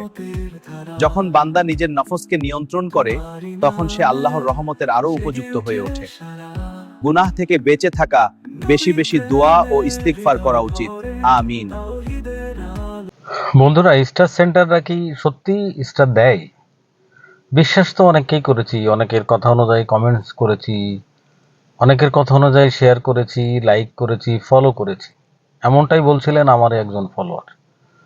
তারা বলছে আসলে যারা স্টার সেন্টার হিসাবে দাবি করে তারা আসলে কেউই স্টার সেন্টার না, হয়তো তারা স্টার সম্পর্কে কিছু জানেই না। কিন্তু একটা সময় দেখবেন এই যারা মিথ্যা কথা বলে, স্টার দেওয়ার কথা বলে কমেন্টস, লাইক, ফলোয়ার কালেকশন করছে, একদিন তাদের আইডিগুলো অবশ্যই দুর্বল হয়ে পড়বে এবং তারা চেষ্টা করলেও তাদের ভিডিওতে ভিউজ আসবে না। হ্যাঁ, ফেসবুকিং করার জন্য যে জিনিসটা সবচেয়ে বেশি গুরুত্বপূর্ণ সেটা হচ্ছে আপনার কমেন্টস আমার প্রয়োজন, আপনার লাইক আমার প্রয়োজন, আপনার ফলোয়ার আমার প্রয়োজন। সো সেই কথাটাকে কিন্তু সুন্দরভাবে, সত্যভাবে বলে সেটাকে কাস্ট করা যেতে পারে। তাই আমি আপনাদেরকে বলছি, আমি কোনো স্টার সেন্টার না এবং কোনো কাউকে স্টার এখনো দেওয়ার মতো পরিবেশ তৈরি হয়নি। ভবিষ্যতে তৈরি হলে অবশ্যই আপনাদেরকে জানাবো। তবে আমার ভিডিওটি যাই হোক, যদি আমার পক্ষে আপনার কথাগুলো ঠিক থাকে তাহলে আপনি লাইক, কমেন্ট যা একটা কিছু লিখতে পারেন। আর যদি আমি মিথ্যা বলে থাকি, আমার ওই ফলোয়ার আমাকে মিথ্যা শুনিয়ে থাকে, তাহলেও সে পক্ষেও আপনি কমেন্টস করতে পারেন। আশা করি বুঝতে পেরেছেন। হযরত আবু হুরায়রা রাদিয়াল্লাহু আনহু থেকে বর্ণিত, রাসূলুল্লাহ সাল্লাল্লাহু আলাইহি ওয়াসাল্লাম বলেছেন, কিয়ামতের দিন বান্দার আমলের মধ্যে সর্বপ্রথম তার সালাতের হিসাব নেওয়া হবে। যদি তার সালাত সঠিক হয় তবে সে সফল ও মুক্তি লাভ করবে, আর যদি তা ত্রুটিপূর্ণ হয় তবে সে ক্ষতিগ্রস্ত ও ব্যর্থ হবে। যদি ফরজ সালাতে কোনো ঘাটতি থাকে, আল্লাহ তাআলা বলবেন, দেখো আমার বান্দার কোনো নফল সালাত আছে কিনা। অতঃপর নফল দ্বারা ফরজের ঘাটতি পূরণ করা হবে। এরপর অন্যান্য আমলের হিসাবও এভাবেই নেওয়া হবে। হযরত আবু হুরায়রা রাদিয়াল্লাহু আনহু থেকে বর্ণিত, রাসূলুল্লাহ সাল্লাল্লাহু আলাইহি ওয়াসাল্লাম বলেছেন, কিয়ামতের দিন বান্দার আমলের মধ্যে সর্বপ্রথম তার সালাতের হিসাব নেওয়া হবে। যদি তার সালাত সঠিক হয় তবে সে সফল ও মুক্তি লাভ করবে, আর যদি তা ত্রুটিপূর্ণ হয় তবে সে ক্ষতিগ্রস্ত ও ব্যর্থ হবে। যদি ফরজ সালাতে কোনো ঘাটতি থাকে, আল্লাহ তাআলা বলবেন, দেখো আমার বান্দার কোনো নফল সালাত আছে কিনা। অতঃপর নফল দ্বারা ফরজের ঘাটতি পূরণ করা হবে। এরপর অন্যান্য আমলের হিসাবও এভাবেই নেওয়া হবে। সালাত ইসলামের স্তম্ভ, এটি ঈমানের বাস্তব প্রমাণ। ফরজ সালাতের গুরুত্ব অপরিসীম, অবহেলা করলে ক্ষতির সম্ভব না। নফল ইবাদতের মূল্য আছে, তা ফরজের ঘাটতি পূরণে সহায়ক। সাফল্যের চাবিকাঠি সালাত, দুনিয়া ও আখিরাতে কল্যাণের পথ। তাই আমাদের উচিত সময় মতো খুশু খুজুর সাথে সালাত আদায় করা। হযরত আবু হুরায়রা রাদিয়াল্লাহু আনহু থেকে বর্ণিত, রাসূলুল্লাহ সাল্লাল্লাহু আলাইহি ওয়াসাল্লাম বলেছেন, কিয়ামতের দিন বান্দার আমলের মধ্যে সর্বপ্রথম তার সালাতের হিসাব নেওয়া হবে। যদি তার সালাত সঠিক হয় তবে সে সফল ও মুক্তি লাভ করবে, আর যদি তা ত্রুটিপূর্ণ হয় তবে সে ক্ষতিগ্রস্ত ও ব্যর্থ হবে। যদি ফরজ সালাতে কোনো ঘাটতি থাকে, আল্লাহ তাআলা বলবেন, দেখো আমার বান্দার কোনো নফল সালাত আছে কিনা। অতঃপর নফল দ্বারা ফরজের ঘাটতি পূরণ করা হবে।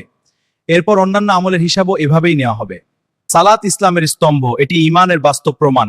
ফরজ সালাতের গুরুত্ব অপরিসীম, অবহেলা করলে ক্ষতির সম্ভব না। নফল ইবাদতের মূল্য আছে, তা ফরজের ঘাটতি পূরণে সহায়ক। সাফল্যের চাবিকাঠি সালাত, দুনিয়া ও আখিরাতে কল্যাণের পথ। তাই আমাদের উচিত সময় মতো খুশু খুজুর সাথে সালাত আদায় করা।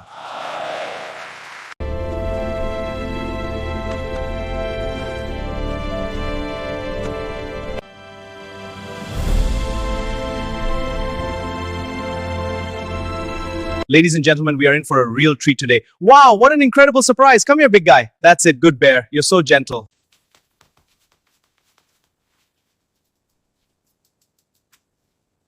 রাসূল সাল্লাল্লাহু আলাইহি ওয়াসাল্লাম বিদ্বেষ, বিভেদ ও অহংকার সম্পর্কে বলেছেন, নিশ্চয়ই আল্লাহর কাছে সবচেয়ে নিকৃষ্ট ব্যক্তি হলো সেই ব্যক্তি যে ঝগড়াটে ও তর্কপ্রিয়। নবী সাল্লাল্লাহু আলাইহি ওয়াসাল্লামের কিছু লোক ছিল যারা সত্য জানার জন্য নয় বরং নিজেকে জাহির করা, অন্যকে পরাজিত করা এবং কথার মারপেঁয়াজে জড়িয়ে ঝগড়া বাঁধানোর জন্য ধর্মীয় ও দুনিয়াবী বিষয়ে তর্কে লিপ্ত হতো। এরা কথা বলতো রুড ভাষায়, অহংকার নিয়ে, অপরকে অপমান করার মানসিকতা থেকে। এই আচরণ সমাজে বিদ্বেষ, বিভেদ ও অহংকার ছড়াতো। তখনই রাসূলুল্লাহ এই হাদিসটি বলেন, যাতে উম্মত বুঝতে পারে ঝগড়া ও অহেতুক তর্ক আল্লাহর কাছে খুবই অপছন্দনীয়। সত্য জানা উদ্দেশ্য হলে আলোচনা করা ভালো, কিন্তু জিততে চাওয়া, অপমান করা ও ঝগড়া করা মারাত্মক গুনাহ। একজন মুমিনের পরিচয় হলো নম্রতা, ধৈর্য ও সুন্দর ভাষা। রাসূল সাল্লাল্লাহু আলাইহি ওয়াসাল্লাম আরো বলেছেন, আমি জান্নাতের মাঝখানে একটি ঘরের জামিন দিচ্ছি তার জন্য যে সত্য হওয়া সত্ত্বেও ঝগড়া পরিত্যাগ করে। ঝগড়াটে হওয়া মানে অহংকার বাড়ে, নেক আমল নষ্ট হয়, আল্লাহর অসন্তুষ্টি নেমে আসে। আর সহনশীলতা ও নীরবতা মর্যাদা বাড়ায়, হৃদয় জয় করে আল্লাহর সন্তুষ্টি আনে। আমিন, আমেন, আমেন। সঠিক। রাসূল সাল্লাল্লাহু আলাইহি ওয়াসাল্লাম বিদ্বেষ, বিভেদ ও অহংকার সম্পর্কে বলেছেন, নিশ্চয়ই আল্লাহর কাছে সবচেয়ে নিকৃষ্ট ব্যক্তি হলো সেই ব্যক্তি যে ঝগড়াটে ও তর্কপ্রিয়। নবী সাল্লাল্লাহু আলাইহি ওয়াসাল্লামের কিছু লোক ছিল যারা সত্য জানার জন্য নয় বরং নিজেকে জাহির করা, অন্যকে পরাজিত করা এবং কথার মারপেঁয়াজে জড়িয়ে ঝগড়া বাঁধানোর জন্য ধর্মীয় ও দুনিয়াবী বিষয়ে তর্কে লিপ্ত হতো। এরা কথা বলতো রুড ভাষায়, অহংকার নিয়ে, অপরকে অপমান করার মানসিকতা থেকে। এই আচরণ সমাজে বিদ্বেষ, বিভেদ ও অহংকার ছড়াতো। তখনই রাসূলুল্লাহ এই হাদিসটি বলেন, যাতে উম্মত বুঝতে পারে ঝগড়া ও অহেতুক তর্ক আল্লাহর কাছে খুবই অপছন্দনীয়। সত্য জানা উদ্দেশ্য হলে আলোচনা করা ভালো, কিন্তু জিততে চাওয়া, অপমান করা ও ঝগড়া করা মারাত্মক গুনাহ। একজন মুমিনের পরিচয় হলো নম্রতা, ধৈর্য ও সুন্দর ভাষা। রাসূল সাল্লাল্লাহু আলাইহি ওয়াসাল্লাম আরো বলেছেন, আমি জান্নাতের মাঝখানে একটি ঘরের জামিন দিচ্ছি তার জন্য যে সত্য হওয়া সত্ত্বেও ঝগড়া পরিত্যাগ করে। ঝগড়াটে হওয়া মানে অহংকার বাড়ে, নেক আমল নষ্ট হয়, আল্লাহর অসন্তুষ্টি নেমে আসে। আর সহনশীলতা ও নীরবতা মর্যাদা বাড়ায়, হৃদয় জয় করে আল্লাহর সন্তুষ্টি আনে। আমিন, আমেন, আমেন। সঠিক। দেখুন, একটা কথা বলি, নিজের ছেলে মেয়েদেরকে শিক্ষিত তৈরি করুন। তাদের জন্য এত কষ্ট করে ধন সম্পদ জুগিয়ে তাদেরকে অকর্মার ঢেকি তৈরি করবেন না। যদি শিক্ষিত হয় তাহলে নিজে থেকে ইনকাম করে নিবে। আর যদি অলস আর অকর্মানা ঢেকি হয় তাহলে আপনার রাজার ভান্ডার সে খেয়ে উড়িয়ে দিবে। রাসূলুল্লাহ সাল্লাল্লাহু আলাইহি ওয়াসাল্লাম বলেছেন, তোমরা অনুমান থেকে বেঁচে থাকো, কারণ অনুমান হলো সবচেয়ে মিথ্যা কথা। যাচাই না করে বলা কথা গুনাহের কারণ। অনুমান সম্পর্ক নষ্ট করে সন্দেহ বাড়ায়। একজন মুমিনের জবান হওয়া উচিত সত্য ও প্রমাণ ভিত্তিক। রাসূলুল্লাহ সাল্লাল্লাহু আলাইহি ওয়াসাল্লাম আমল সম্পর্কে বলেছেন, আল্লাহ তোমাদের চেহারা ও সম্পদের দিকে তাকান না, তিনি তাকান তোমাদের হৃদয় ও আমলের দিকে।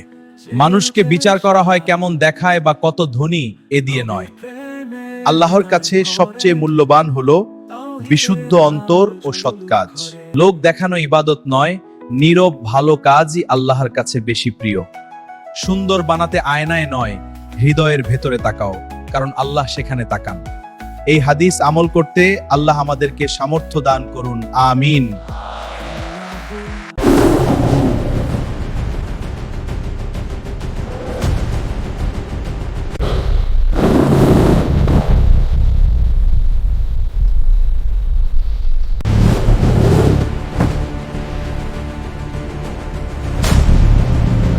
বেতনের অঙ্ক জানে সবাই, পথের গল্প শুনে কজন? হালাল হারামের হিসাব ছাড়া টাকায় আসে না শান্ত মন। তুমি কত টাকা বেতন পাও এটা শোনার মানুষের অভাব নেই, কিন্তু তুমি কিভাবে এই টাকা অর্জন করো, হালাল না হারাম, পরিশ্রম না প্রতারণা, সেটা শোনার বা বোঝার মানুষের বড়ই অভাব। দেখুন, একটা কথা বলি, নিজের ছেলে মেয়েদেরকে শিক্ষিত তৈরি করুন। তাদের জন্য এত কষ্ট করে ধন সম্পদ জুগিয়ে তাদেরকে অকর্মার ঢেকি তৈরি করবেন না। যদি শিক্ষিত হয় তাহলে নিজে থেকে ইনকাম করে নিবে।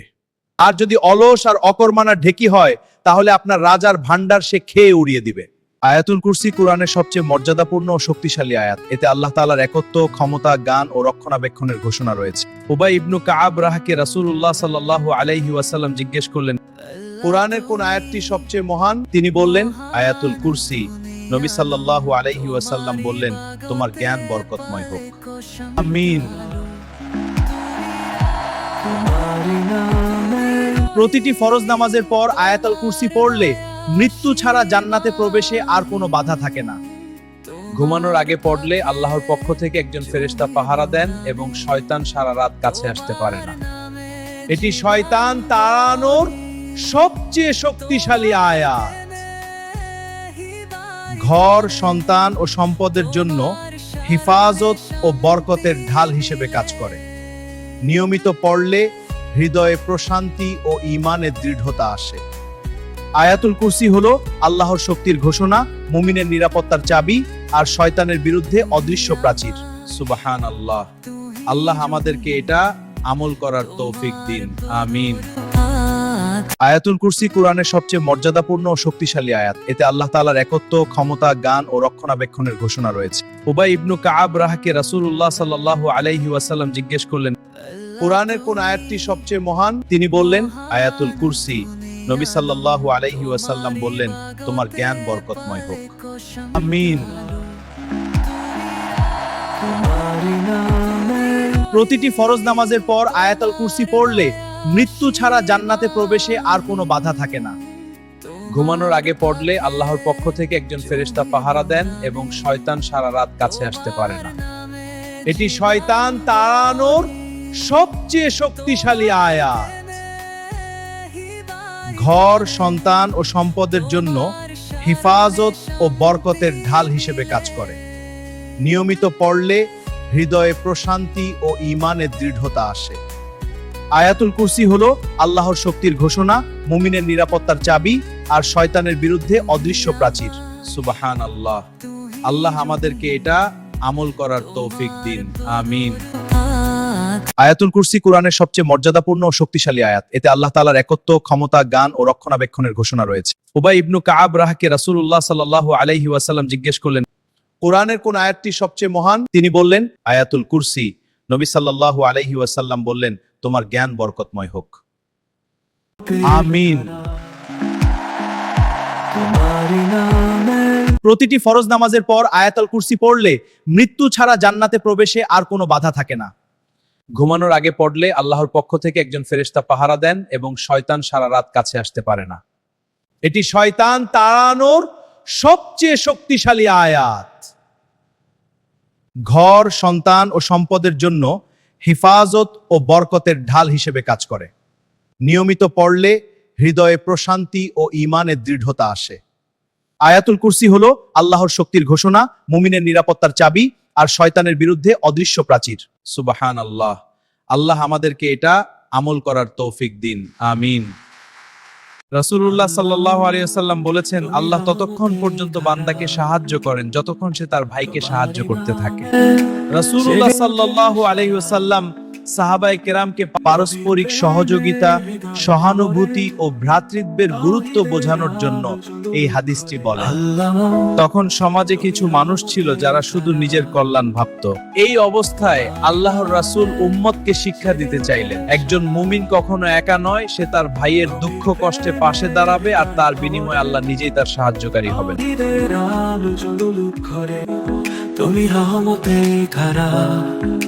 রাসূলুল্লাহ সাল্লাল্লাহু আলাইহি ওয়াসাল্লাম বলেছেন, তোমাদের মধ্যে সেই ব্যক্তি উত্তম যে মানুষের জন্য সবচেয়ে বেশি উপকারী। এই হাদিস আমাদেরকে শিক্ষা দেয়, দিনের ব্যস্ততা শেষে যখন মানুষ একটু শান্তি খোঁজে, এই হাদিস মনে করি আমাদের জীবন সুন্দর হয় তখনই যখন আমরা অন্যের উপকারে আসি, কথায়, কাজে বা দোয়ায়। দোয়ার হাত তুলে নাও, ভাঙা মনের ভার। আল্লাহ শোনেন সব কথা, দিন হোক তার। যে চোখে ঝরে নীরব জল জুলুমের ব্যথায়, মজলুমের দোয়া পৌঁছে যায় আকাশের সীমায়। মায়ের মুখে ওঠা দোয়া, বাবার নীরব আরতি, সন্তানের ভাগ্য বদলে দেয়, লিখে দেয় নতুন কীর্তি।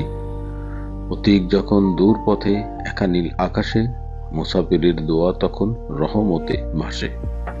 এই তিন দোয়া ফিরিয়ে দেন না দয়াময় রব, ডাকলে তুমি ভরসা নিয়ে খুলে যায় দরজা সব। ফিরে এসো আজ, দেরি নয়, হৃদয়টাকে দাও।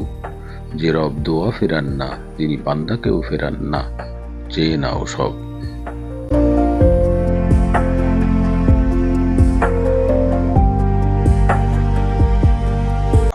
দোয়ার হাত তুলে নাও ভাঙা মনের ভার, আল্লাহ শোনেন সব কথা, দিন হোক তার। যে চোখে ঝরে নীরব জল জুলুমের ব্যথায়, মজলুমের দোয়া পৌঁছে যায় আকাশের সীমায়। মায়ের মুখে ওঠা দোয়া, বাবার নীরব আরতি, সন্তানের ভাগ্য বদলে দেয়, লিখে দেয় নতুন কীর্তি। পথিক যখন দূর পথে একা নীল আকাশে, মুসাফিরের দোয়া তখন রহমতে ভাসে। এই তিন দোয়া ফিরিয়ে দেন না দয়াময় রব, ডাকলে তুমি ভরসা নিয়ে খুলে যায় দরজা সব। ফিরে এসো আজ, দেরি নয়, হৃদয়টাকে দাও, যে রব দোয়া ফেরান না, তিনি বান্দাকেও ফেরান না, চেয়ে নাও সব।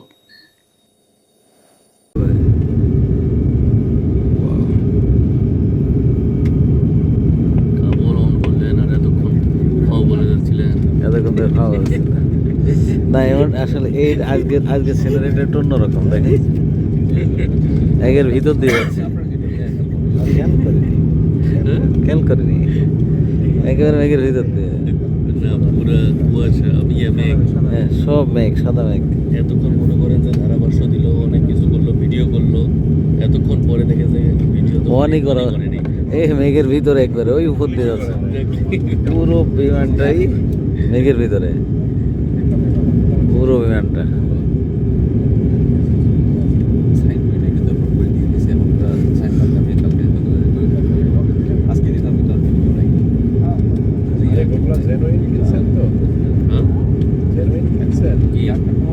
হ্যাঁ হ্যাঁ অবশ্যই। না না বস, ওই যে ওর মধ্যে আমার একটা আছে, আমার ওটা কি যেমন 4টে নিচে তো রেজা ভাইটাও 1 নম্বর, কিন্তু ওখানে তো দাম বেশি নিবে। একটু নিক না, কি করা আমার, অবশ্যই আমি গতবার হলো নিতে পারিনি, এবার লাগবে। তবে এটা এই দামে দিত না। আরে এই মেঘের ভিতরে ভাই, মনে করেন যে মিডিয়াম গুলা না, দেখেন পুরো মেঘের ভিতরে। একবারে ছোটগুলো ভালো লাগবে না, ভালো লাগবে না। একেবারে মেঘের ভিতর দিয়ে যাচ্ছি। গত বছর আমি নিয়েছিলাম বোধহয় 1100 করে। ওরে মেঘ কিন্তু নিচে এক পরদা আছে, দিবে না এটা, ওর বলতে আর একটু নামলে একটু হলেও লস করে দিলাম। কারণ এটা হচ্ছে মনির কাস্টমার, আমি আপনাকে ছাড়বো। সত্য মিথ্যা জেনেই বলবো, কিন্তু এখন এগুলোর দাম অনেক বেশি।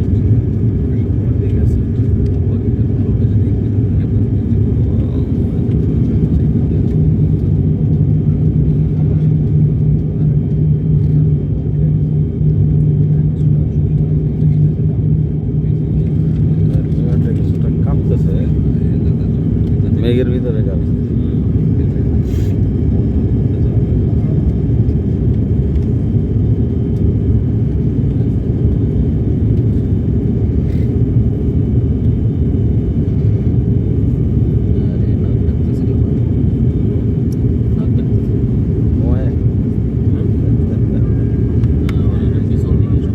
এদিকেও আছে গো। আমার তো এরকম হয়েছে, কক্সবাজারে নামার পর আমার ঘুম পাচ্ছে, আমার সময় হঠাৎ করে ঘুমাই গেছি, কক্সবাজার নামার পর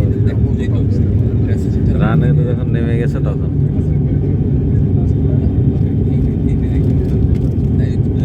সুন্দর সুন্দর, আজ মজা পাইলাম।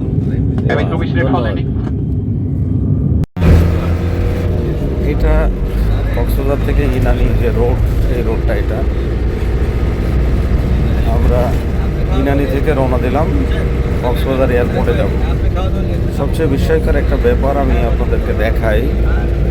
এই দেখেন, এইটা হলো সমুদ্র, সুন্দর করে দেখা যাচ্ছে, এটা সমুদ্র। আর ঠিক সমুদ্রের এই জায়গাটা হলো রোড। সবচেয়ে বিস্ময়কর যে জিনিস সেটা হচ্ছে এই সমুদ্রের জলোচ্ছ্বাস মানুষের জন্য জনদুর্ভোগ হতে পারে কখনো কখনো। আর সেই কারণে আল্লাহ কি করেছে দেখেন, পৃথিবীর পেরেক বলে খ্যাত পাহাড়, সেটা এই পাশে। মানে এই সমুদ্র কখনো এই দিকে অতিক্রম করে যেতে পারবে না, তার জন্য এই পাশে আল্লাহ পেরেক ঠুকে দিয়েছে। কি চমৎকার এক সৃষ্টি, আশ্চর্য এক সৃষ্টি, যেটা কেউ যদি খুব গভীরভাবে অনুধাবন করে তাহলে এটা সহজেই বুঝতে পারবে। এই হলো বিষয়, আমরা দেখতে দেখতে যেতে থাকি, আরও দেখুন।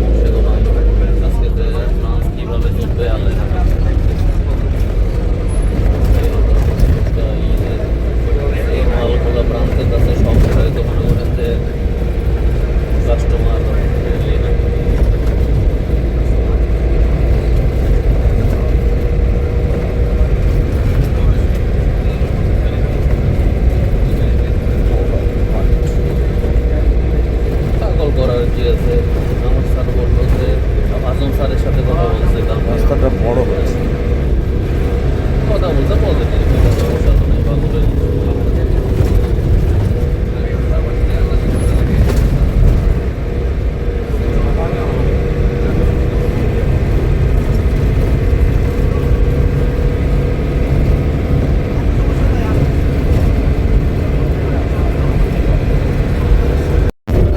ওয়াটার মিউজিয়াম, পানি জাদুঘর। ভালো আর চাকরি দেখবো এখানে, এটা হলো কথা।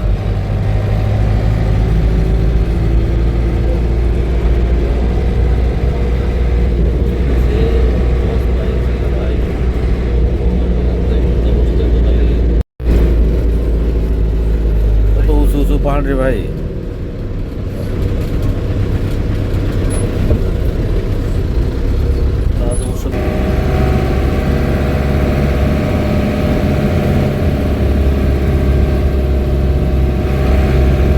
কি ঢেউ, সমুদ্র, রাস্তা, পাহাড়, পাহাড়, রাস্তা, সমুদ্র, এই নিয়ে ঢেউ দেখেন, সুপার ঢেউ। সার্ফিং করার জন্য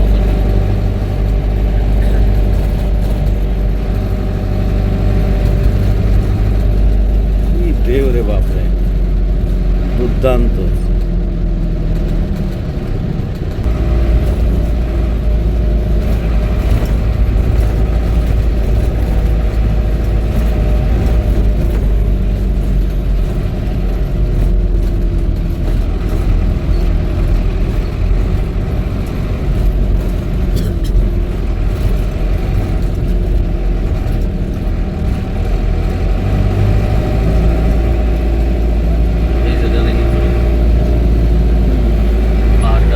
হিমছড়ি, এই পার্কে কেমনে ওঠে লোক ওই জায়গাটায়? ওই যে সিঁড়ি আছে সিঁড়ি দিয়ে, আরে সিঁড়ি আছে।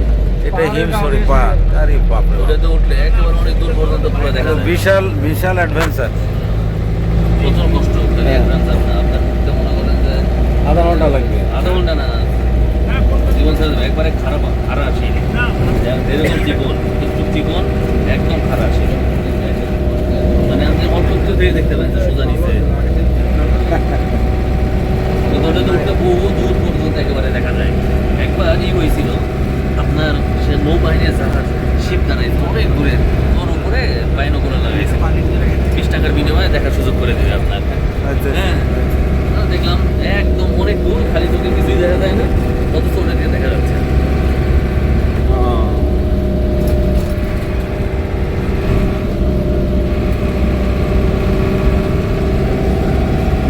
নিকটে ঢেউ আসতেছে।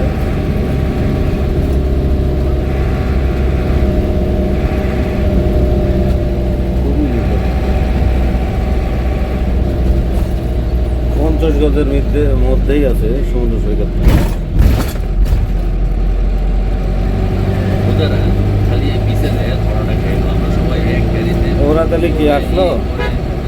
পরে যখন পাবে তখন আসবে, ওরাটা এসে পাবে তো। ওরা মনে করতেছে যে 45 বলছে, ঠিক কাটায় 45 আসলেই তো আমার হলো, তো 15 মিনিট আগে এসে বসে থাকলে তো সমস্যা নেই। কেন এরা বোঝে না? কি পাহাড়! হ্যাঁ,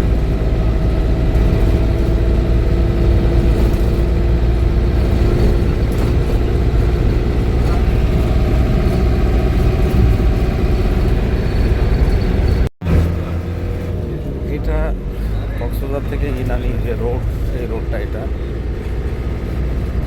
আমরা ইনানি থেকে রওনা দিলাম, কক্সবাজার এয়ারপোর্টে যাব। সবচেয়ে বিস্ময়কর একটা ব্যাপার আমি আপনাদেরকে দেখাই। এই দেখেন, এইটা হলো সমুদ্র, সুন্দর করে দেখা যাচ্ছে, এটা সমুদ্র। আর ঠিক সমুদ্রের এই জায়গাটা হলো রোড। সবচেয়ে বিস্ময়কর যে জিনিস সেটা হচ্ছে এই সমুদ্রের জলোচ্ছ্বাস মানুষের জন্য জনদুর্ভোগ হতে পারে কখনো কখনো। আর সেই কারণে আল্লাহ কি করেছে দেখেন, পৃথিবীর পেরেক বলে খ্যাত পাহাড়।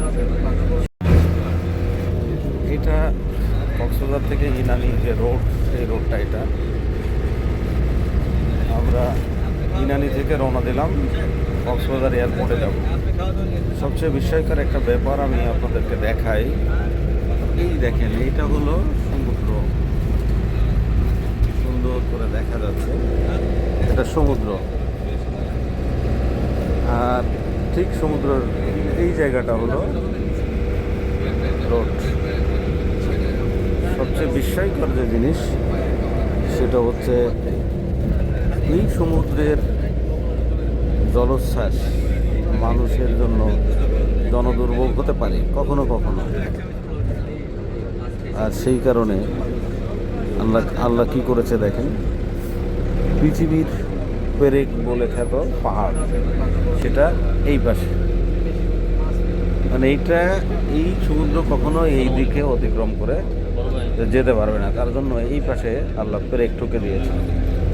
কি চমৎকার এক সৃষ্টি, আশ্চর্য এক সৃষ্টি, যেটা কেউ যদি খুব গভীরভাবে অনুধাবন করে তাহলে এটা সহজেই বুঝতে পারবে। এই হলো বিষয়। আমরা দেখতে দেখতে যেতে থাকি, আরও দেখুন।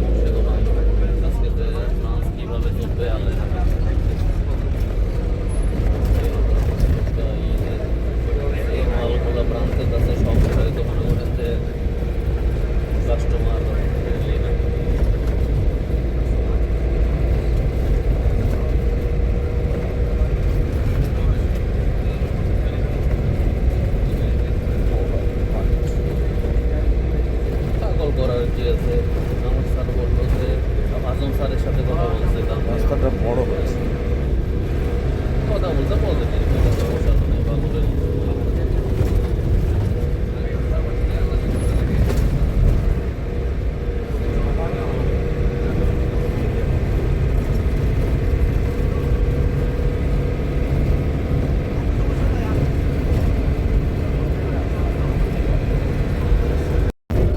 ওয়াটার মিউজিয়াম, পানি জাদুঘর। ভালো। আর চাকরি দেখবো এখানে, এটা হলো কথা।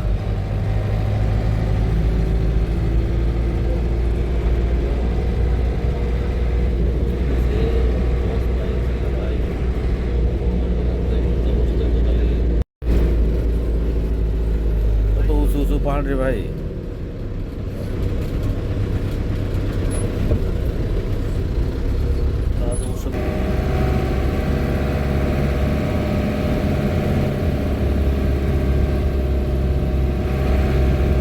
কি ঢেউ, সমুদ্র, রাস্তা, পাহাড়, পাহাড়, রাস্তা, সমুদ্র। এই যে ঢেউ দেখেন, সুপার ঢেউ। সার্ফিং করার জন্য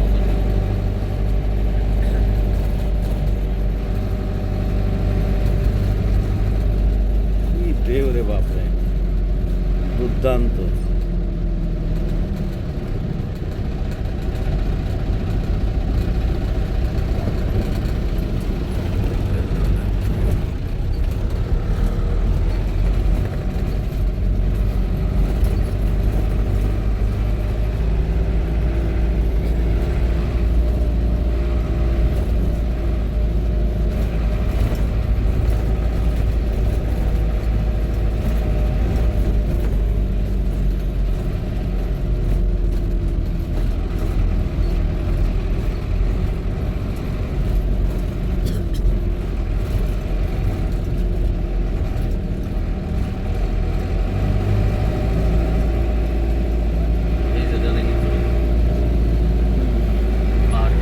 হিমসড়ি এই ওই পার্কে কেমনে ওঠে লোক ওই জায়গাটায় ওই যে সিঁড়ি আছে সিঁড়ি আছে সিঁড়ি দিয়ে আরে সিঁড়ি আছে।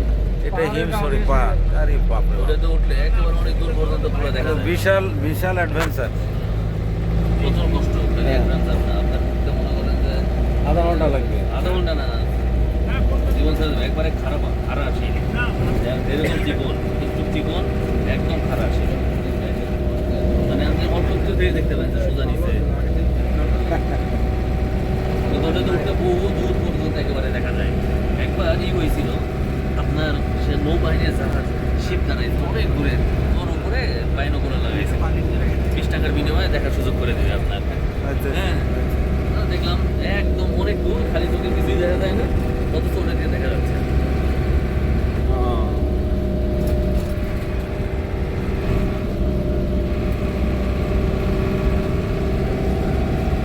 নিকটেই ঢেউ আসতেছে।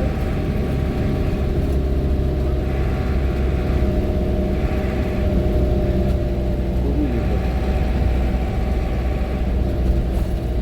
50 গজের মধ্যেই আছে সমুদ্র সৈকত। ওদের খালি পিছে যায় ধরাটা খেয়ে আমরা সবাই এক গাড়িতে। ওরা তাহলে কি আসলো? ওরা পরে যখন যাবে তখন আসবে। ওরাটা এসে পাবে তো? ওরা মনে করতেছে যে 45 এসে বলছে ঠিক কাটায় কাটায় 45 আসলেই তো আমার ভালো, তো 15 মিনিট আগে এসে বসে থাকলে তো সমস্যা নেই। কেন এরা বোঝে না? কি পাহাড়! হ্যাঁ,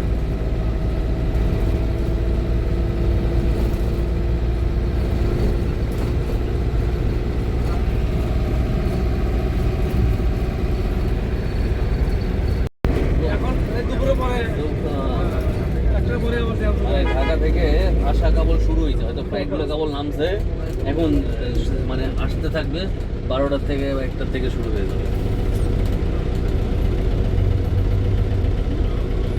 এখানে কয় টাকা টোল দিতে হয়? এখনো টোল নাই, না, তাহলে এরা বিজিবি চেকপোস্ট আছে। ও এ মেনটেন করে কারা? হয়তো বিআইডব্লিউ বা বিআইডব্লিউ। এই যে এই গোলাপনটা তো মেনটেন করে এরা, তাই না? এদের তো একটা খরচ আছে। সহজে পার হতে পারছি ইনশাল্লাহ। ইনশাআল্লাহ। আলহামদুলিল্লাহ। এইখানে 20 মিনিট কেটে যায় কোনো কোনো সময়।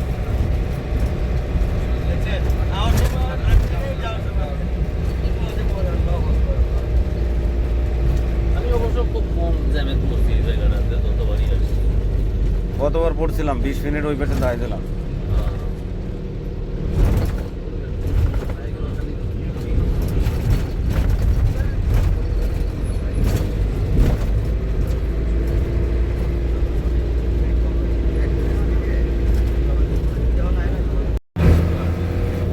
এটা কক্সবাজার থেকে ইনানি যে রোড, সেই রোডটা এটা। আমরা ইনানি থেকে রওনা দিলাম, কক্সবাজার এয়ারপোর্টে যাব। সবচেয়ে বিস্ময়কর একটা ব্যাপার আমি আপনাদেরকে দেখাই। এই দেখেন, এইটা হলো সমুদ্র, সুন্দর করে দেখা যাচ্ছে, এটা সমুদ্র। আর ঠিক সমুদ্রের এই জায়গাটা হলো রোড।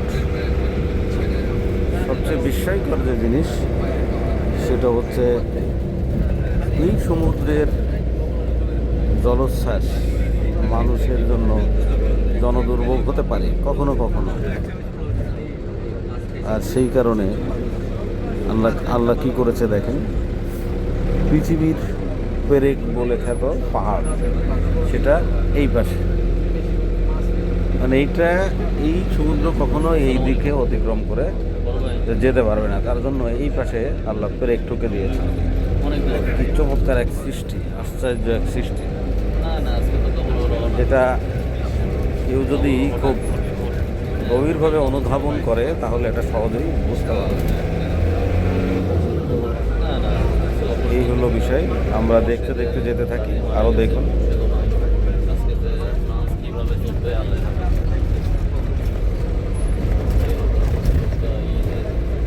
এই মালগুলো প্রান্তের কাছে সব হয়তো মনে করেন যে কাস্টমার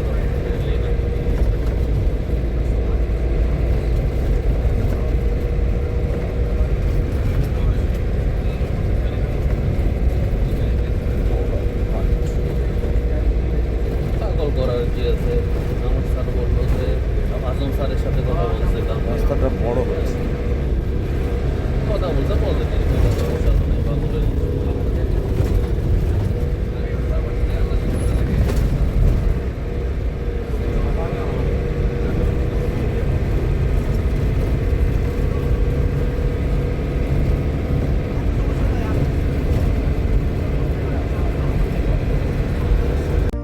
যে ব্যক্তি আল্লাহকে নিজের রব হিসেবে মানে, যে ব্যক্তি ইসলামকে তার জীবন বিধান হিসেবে বানিয়েছে এবং আল্লাহর রাসূল সাল্লাল্লাহু আলাইহি সাল্লামকে অনুসরণ করে, সে সহজেই এই প্রশ্নগুলোর উত্তর দিতে পারবে। আমরা মৃত্যু মানে সব শেষ নয়, মৃত্যু মানে এক নতুন যাত্রার শুরু। এই যাত্রার প্রথম ধাপ হলো কবর, আর কবরেই শুরু হবে আখিরাতের প্রথম পরীক্ষা। কবরে ফেরেশতারা আমাদেরকে তিনটি প্রশ্ন করবেন। প্রথম, তোমার রব কে?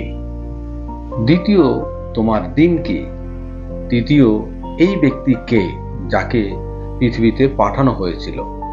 এই প্রশ্নগুলোর উত্তর মুখে মুখে দেওয়া যাবে না, উত্তর আসবে আপনার ঈমান থেকে। মৃত্যু মানে সব শেষ নয়, মৃত্যু মানে এক নতুন যাত্রার শুরু। এই যাত্রার প্রথম ধাপ হলো কবর, আর কবরেই শুরু হবে আখিরাতের প্রথম পরীক্ষা। কবরে ফেরেশতারা আমাদেরকে তিনটি প্রশ্ন করবেন। প্রথম, তোমার রব কে? দ্বিতীয়, তোমার দিন কি? তৃতীয়, এই ব্যক্তি কে যাকে পৃথিবীতে পাঠানো হয়েছিল? এই প্রশ্নগুলোর উত্তর মুখে মুখে দেওয়া যাবে না, উত্তর আসবে আপনার ঈমান থেকে। যে ব্যক্তি আল্লাহকে নিজের রব হিসেবে মানে, যে ব্যক্তি ইসলামকে তার জীবন বিধান হিসেবে বানিয়েছে এবং আল্লাহর রাসূল সাল্লাল্লাহু আলাইহি সাল্লামকে অনুসরণ করে, সে সহজেই এই প্রশ্নগুলোর উত্তর দিতে পারবে। আমরা আজ অনেক কিছুর জন্য প্রস্তুত, কেরিয়ার, সম্পদ, ভবিষ্যৎ, সবকিছুর জন্য। কিন্তু সেই তিনটি প্রশ্নের উত্তর কি আমরা প্রস্তুত করেছি? মনে রাখবেন, কবরের প্রতিটি প্রশ্নের উত্তর তৈরি হয় প্রতিদিন, সেটা আপনার আমলের মাধ্যমে। আসুন আজ থেকে নিজেকে ঠিক করি, আল্লাহর সাথে সম্পর্ক মজবুত করি, যেন কবরের সেই প্রশ্নগুলো আমাদের কাছে সহজ হয়ে যায়। আল্লাহ আমাদের সবাইকে তৌফিক দিন। ভিডিওটি উপকারী মনে হলে শেয়ার করুন, হয়তো আপনার শেয়ার কারো আখিরাতের প্রস্তুতের দ্বার খুলে যাবে।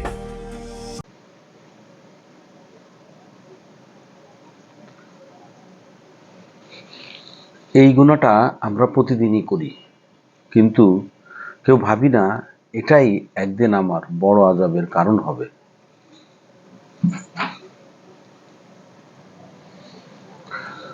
আসসালামু আলাইকুম বন্ধুরা, আজ আমি আপনাদেরকে নতুন একটা ভিডিওতে নিয়ে যাচ্ছি যেখানে বিস্ময় রয়েছে।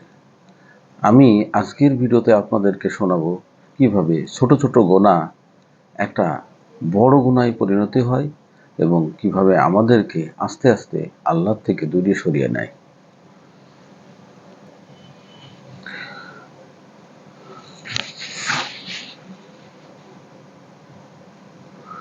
আমরা অনেক সময়ই বলি এটা তো ছোট গুনাহ, এটা করলে কি হবে? কিন্তু রাসূল সাল্লাল্লাহু আলাইহি সাল্লাম বলেছেন, ছোট ছোট গুনাহ জমতে জমতে একদিন পাহাড়ের মতো বড় হয়ে যায়। যেমনটা ফোঁটা ফোঁটা পানি বন্যাতে রূপান্তরিত হয়।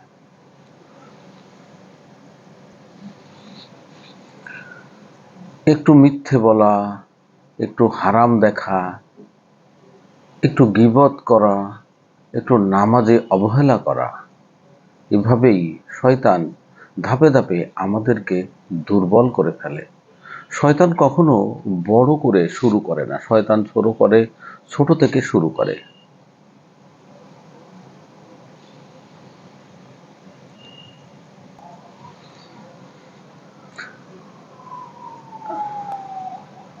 এক সাহাবী বলেছেন, আমি গুনাহকে ভয় করি না ছোট বলে, আমি ভয় করি কার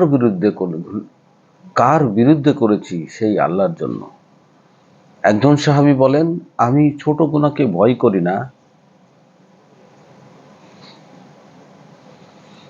একজন সাহাবী বলেন, আমি গোনাকে ভয় করি না ছোট বলে, আমি ভয় করি কার বিরুদ্ধে করেছি সেই আল্লাহর জন্য।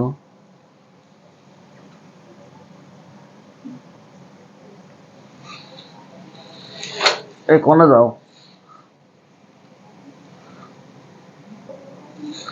আজ যে গোনাটা ছোট মনে হচ্ছে, কাল সেটা আমাদের চোখের পানি হয়ে ঝরতে পারে।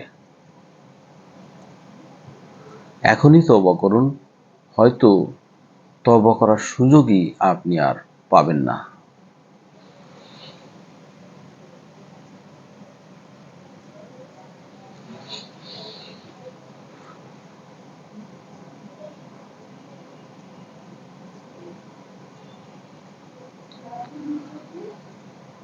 আসুন আসুন আজ থেকে ছোট গুনাহকে আমরা ছোট না ভাবি। আল্লাহ আমাদেরকে ক্ষমা করবেন এই আশা করছি। আমিন। যদি ভিডিওটি আপনার ভালো লাগে অবশ্যই শেয়ার করে দিবেন, হয়তো কারোর ঈমান খুলতে পারে।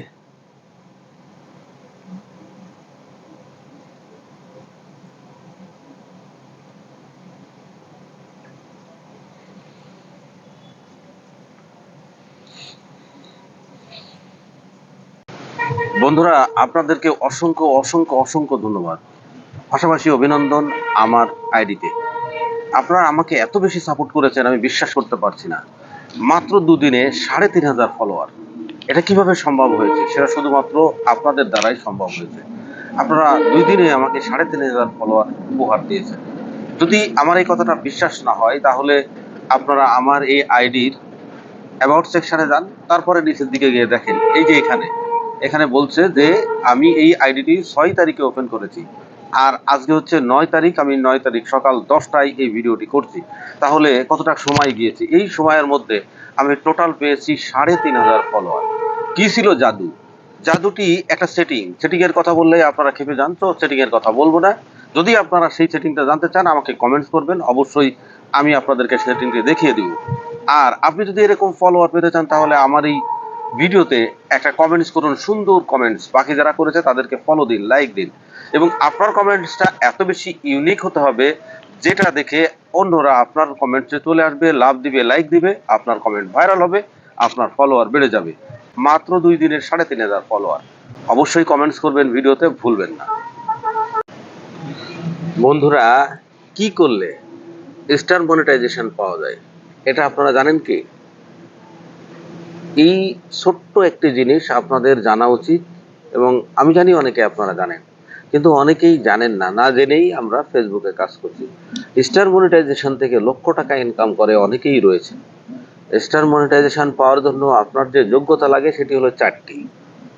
এই ৪টি যোগ্যতার মধ্যে প্রথমটি হচ্ছে অবশ্যই আপনার আইডিটা বা আপনার প্রোফাইল পেজটা কন্টেন্ট মনিটাইজেশনের পলিসির মধ্যে থাকতে হবে। যে গাইডলাইনগুলো রয়েছে সেই গাইডলাইনের মধ্যে থাকতে হবে। ২ হচ্ছে পৃথিবীর সব দেশ স্টার মনিটাইজেশনের আওতাভুক্ত নয়, অর্থাৎ এলিজিবল কান্ট্রিতে আপনার বসবাস করতে হবে। আপনি যদি এই এলিজিবল কান্ট্রিতে ক্লিক করেন, একটু নিচের দিকে যান, এই দেখেন এখানে রয়েছে বাংলাদেশ, অর্থাৎ বাংলাদেশ কন্টেন্ট মনিটাইজেশনের আওতায় আছে। যদি একটু নিচের দিকে যান, এই যে এখানে দেখেন এই যে দেশগুলো দেখছেন আপনি, এই দেশগুলো কন্টেন্ট মনিটাইজেশনের আওতায় নাই।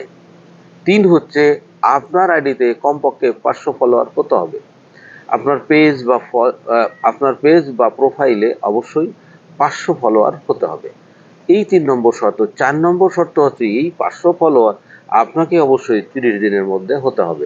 ৩০ দিনের মধ্যে আপনার ৫০০ ফলোয়ার হলে আপনি ৪ নম্বর যোগ্যতা অর্জন করবেন। এই ৪টি যোগ্যতা অর্জন করলে আপনি স্টার মনিটাইজেশন পেয়ে যাবেন, স্টার সেটআপটা পেয়ে যাবেন। এরপরে স্টার সেটআপ করে আপনি লাইভ করেন বা আপনার ভিডিও দেখে কেউ আপনাকে গিফট দিতে পারে স্টার হিসাবে, সেইটা দিয়ে কিন্তু আপনি আর্নিং করতে পারবেন। তাহলে বুঝেছেন যে ৪টি যোগ্যতা থাকলেই আপনার স্টার সেটআপটি পাবেন। এবং এই কথাটি আমি কোথায় পেলাম? আমি কি নিচ থেকে বললাম? এই দেখুন এখানেই রয়েছে। তো ভালো থাকবেন, অবশ্যই ভিডিওতে কমেন্টস করবেন, লাইক করবেন। আপনাদের উৎসাহ আমাকে আরো বেশি উৎসাহিত করে। আপনাদের লাইক কমেন্টস আমাকে অনেক বেশি অনুপ্রাণিত করে এই ভিডিওগুলো তৈরি করার জন্য। ভালো থাকবেন, আল্লাহ হাফেজ।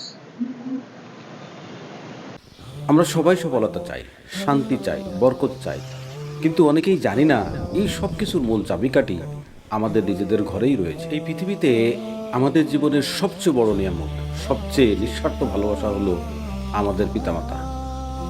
আমরা সবাই সফলতা চাই, শান্তি চাই, বরকত চাই, কিন্তু অনেকেই জানি না এই সব কিছুর মূল চাবিকাঠি আমাদের নিজেদের ঘরেই রয়েছে। আল্লাহ তাআলা কোরআনে বলেছেন, তোমরা আল্লাহ ছাড়া আর কারো ইবাদত করবে না এবং পিতামাতার প্রতি সদ্ব্যবহার করো। তাদের উপ পর্যন্ত বলো না, বরং সম্মানজনক কথা বলো। ভাবুন একবার, যে মানুষটি রাত জেগে আপনাকে বড় করেছেন, যার কষ্টে আপনি দাঁড়াতে শিখেছেন, তাদের সামনে একটা বিরক্তিকর শব্দ আল্লাহ পছন্দ করেন না। রাসূলুল্লাহ সাল্লাল্লাহু আলাইহি ওয়াসাল্লাম বলেছেন, পিতামাতার সন্তুষ্টির মধ্যেই আল্লাহর সন্তুষ্টি, পিতামাতার অসন্তুষ্টির মধ্যেই আল্লাহর অসন্তুষ্টি। একবার একজন সাহাবী জিজ্ঞেস করলেন, হে আল্লাহর রাসূল, আমার সদ্ব্যবহারে সবচেয়ে বেশি হকদার কে? তিনি বললেন, তোমার মা। তিনি আবার জিজ্ঞাসা করলেন, তারপর? রাসূল সাল্লাল্লাহু আলাইহি ওয়াসাল্লাম বললেন, তোমার মা। তিনি আবার জিজ্ঞাসা করলেন, তারপর? রাসূলুল্লাহ সাল্লাল্লাহু আলাইহি ওয়াসাল্লাম বললেন, তোমার মা। তিনি আবার জিজ্ঞাসা করলেন, তারপর? রাসূলুল্লাহ সাল্লাল্লাহু আলাইহি ওয়াসাল্লাম বললেন, তোমার বাবা। এই হাদিস আমাদেরকে শিক্ষা দেয়, মায়ের ভালোবাসার কোনো তুলনা নেই, আর বাবার ত্যাগ নীরবে হলেও অসীম। অনেক মানুষ সারা জীবন চেষ্টা করেও উন্নতি করতে পারে না, কারণ তারা পিতামাতার হৃদয় ভেঙেছে। আবার অনেকেই অল্প চেষ্টাতেই সফল হয়, কারণ তাদের সঙ্গে আছে পিতামাতার দোয়া। পিতামাতার দোয়া অদৃশ্য ঢালের মতো, যা বিপদ থেকে রক্ষা করে, রিজিকের বরকত আনে, আর জীবনের পথ সহজ করে দেয়। তাই আজই নিজেকে প্রশ্ন করুন, শেষ কবে আপনি মাকে ভালোবেসে কথা বলেছেন? শেষ কবে বাবার হাতে হাত রেখে কৃতজ্ঞতা প্রকাশ করেছেন? আজ থেকেই শুরু করুন, নরম ভাষায় কথা বলুন, তাদের প্রয়োজনকে অগ্রাধিকার দিন, তাদের জন্য দোয়া করুন, আর যদি তারা না থাকে তবুও তাদের জন্য দোয়া থামাবেন না। মনে রাখবেন, পিতামাতাকে সম্মান করা কোনো দুর্বলতা নয়, এটা প্রকৃত শক্তি। আপনি যদি জীবনে উন্নতি করতে চান, শান্তি চান, আর আল্লাহর রহমত চান, তাহলে আজ থেকেই পিতামাতার হৃদয় জয় করুন, কারণ পিতামাতার দোয়া ছাড়া সফলতার কোনো পথই পূর্ণ হয় না।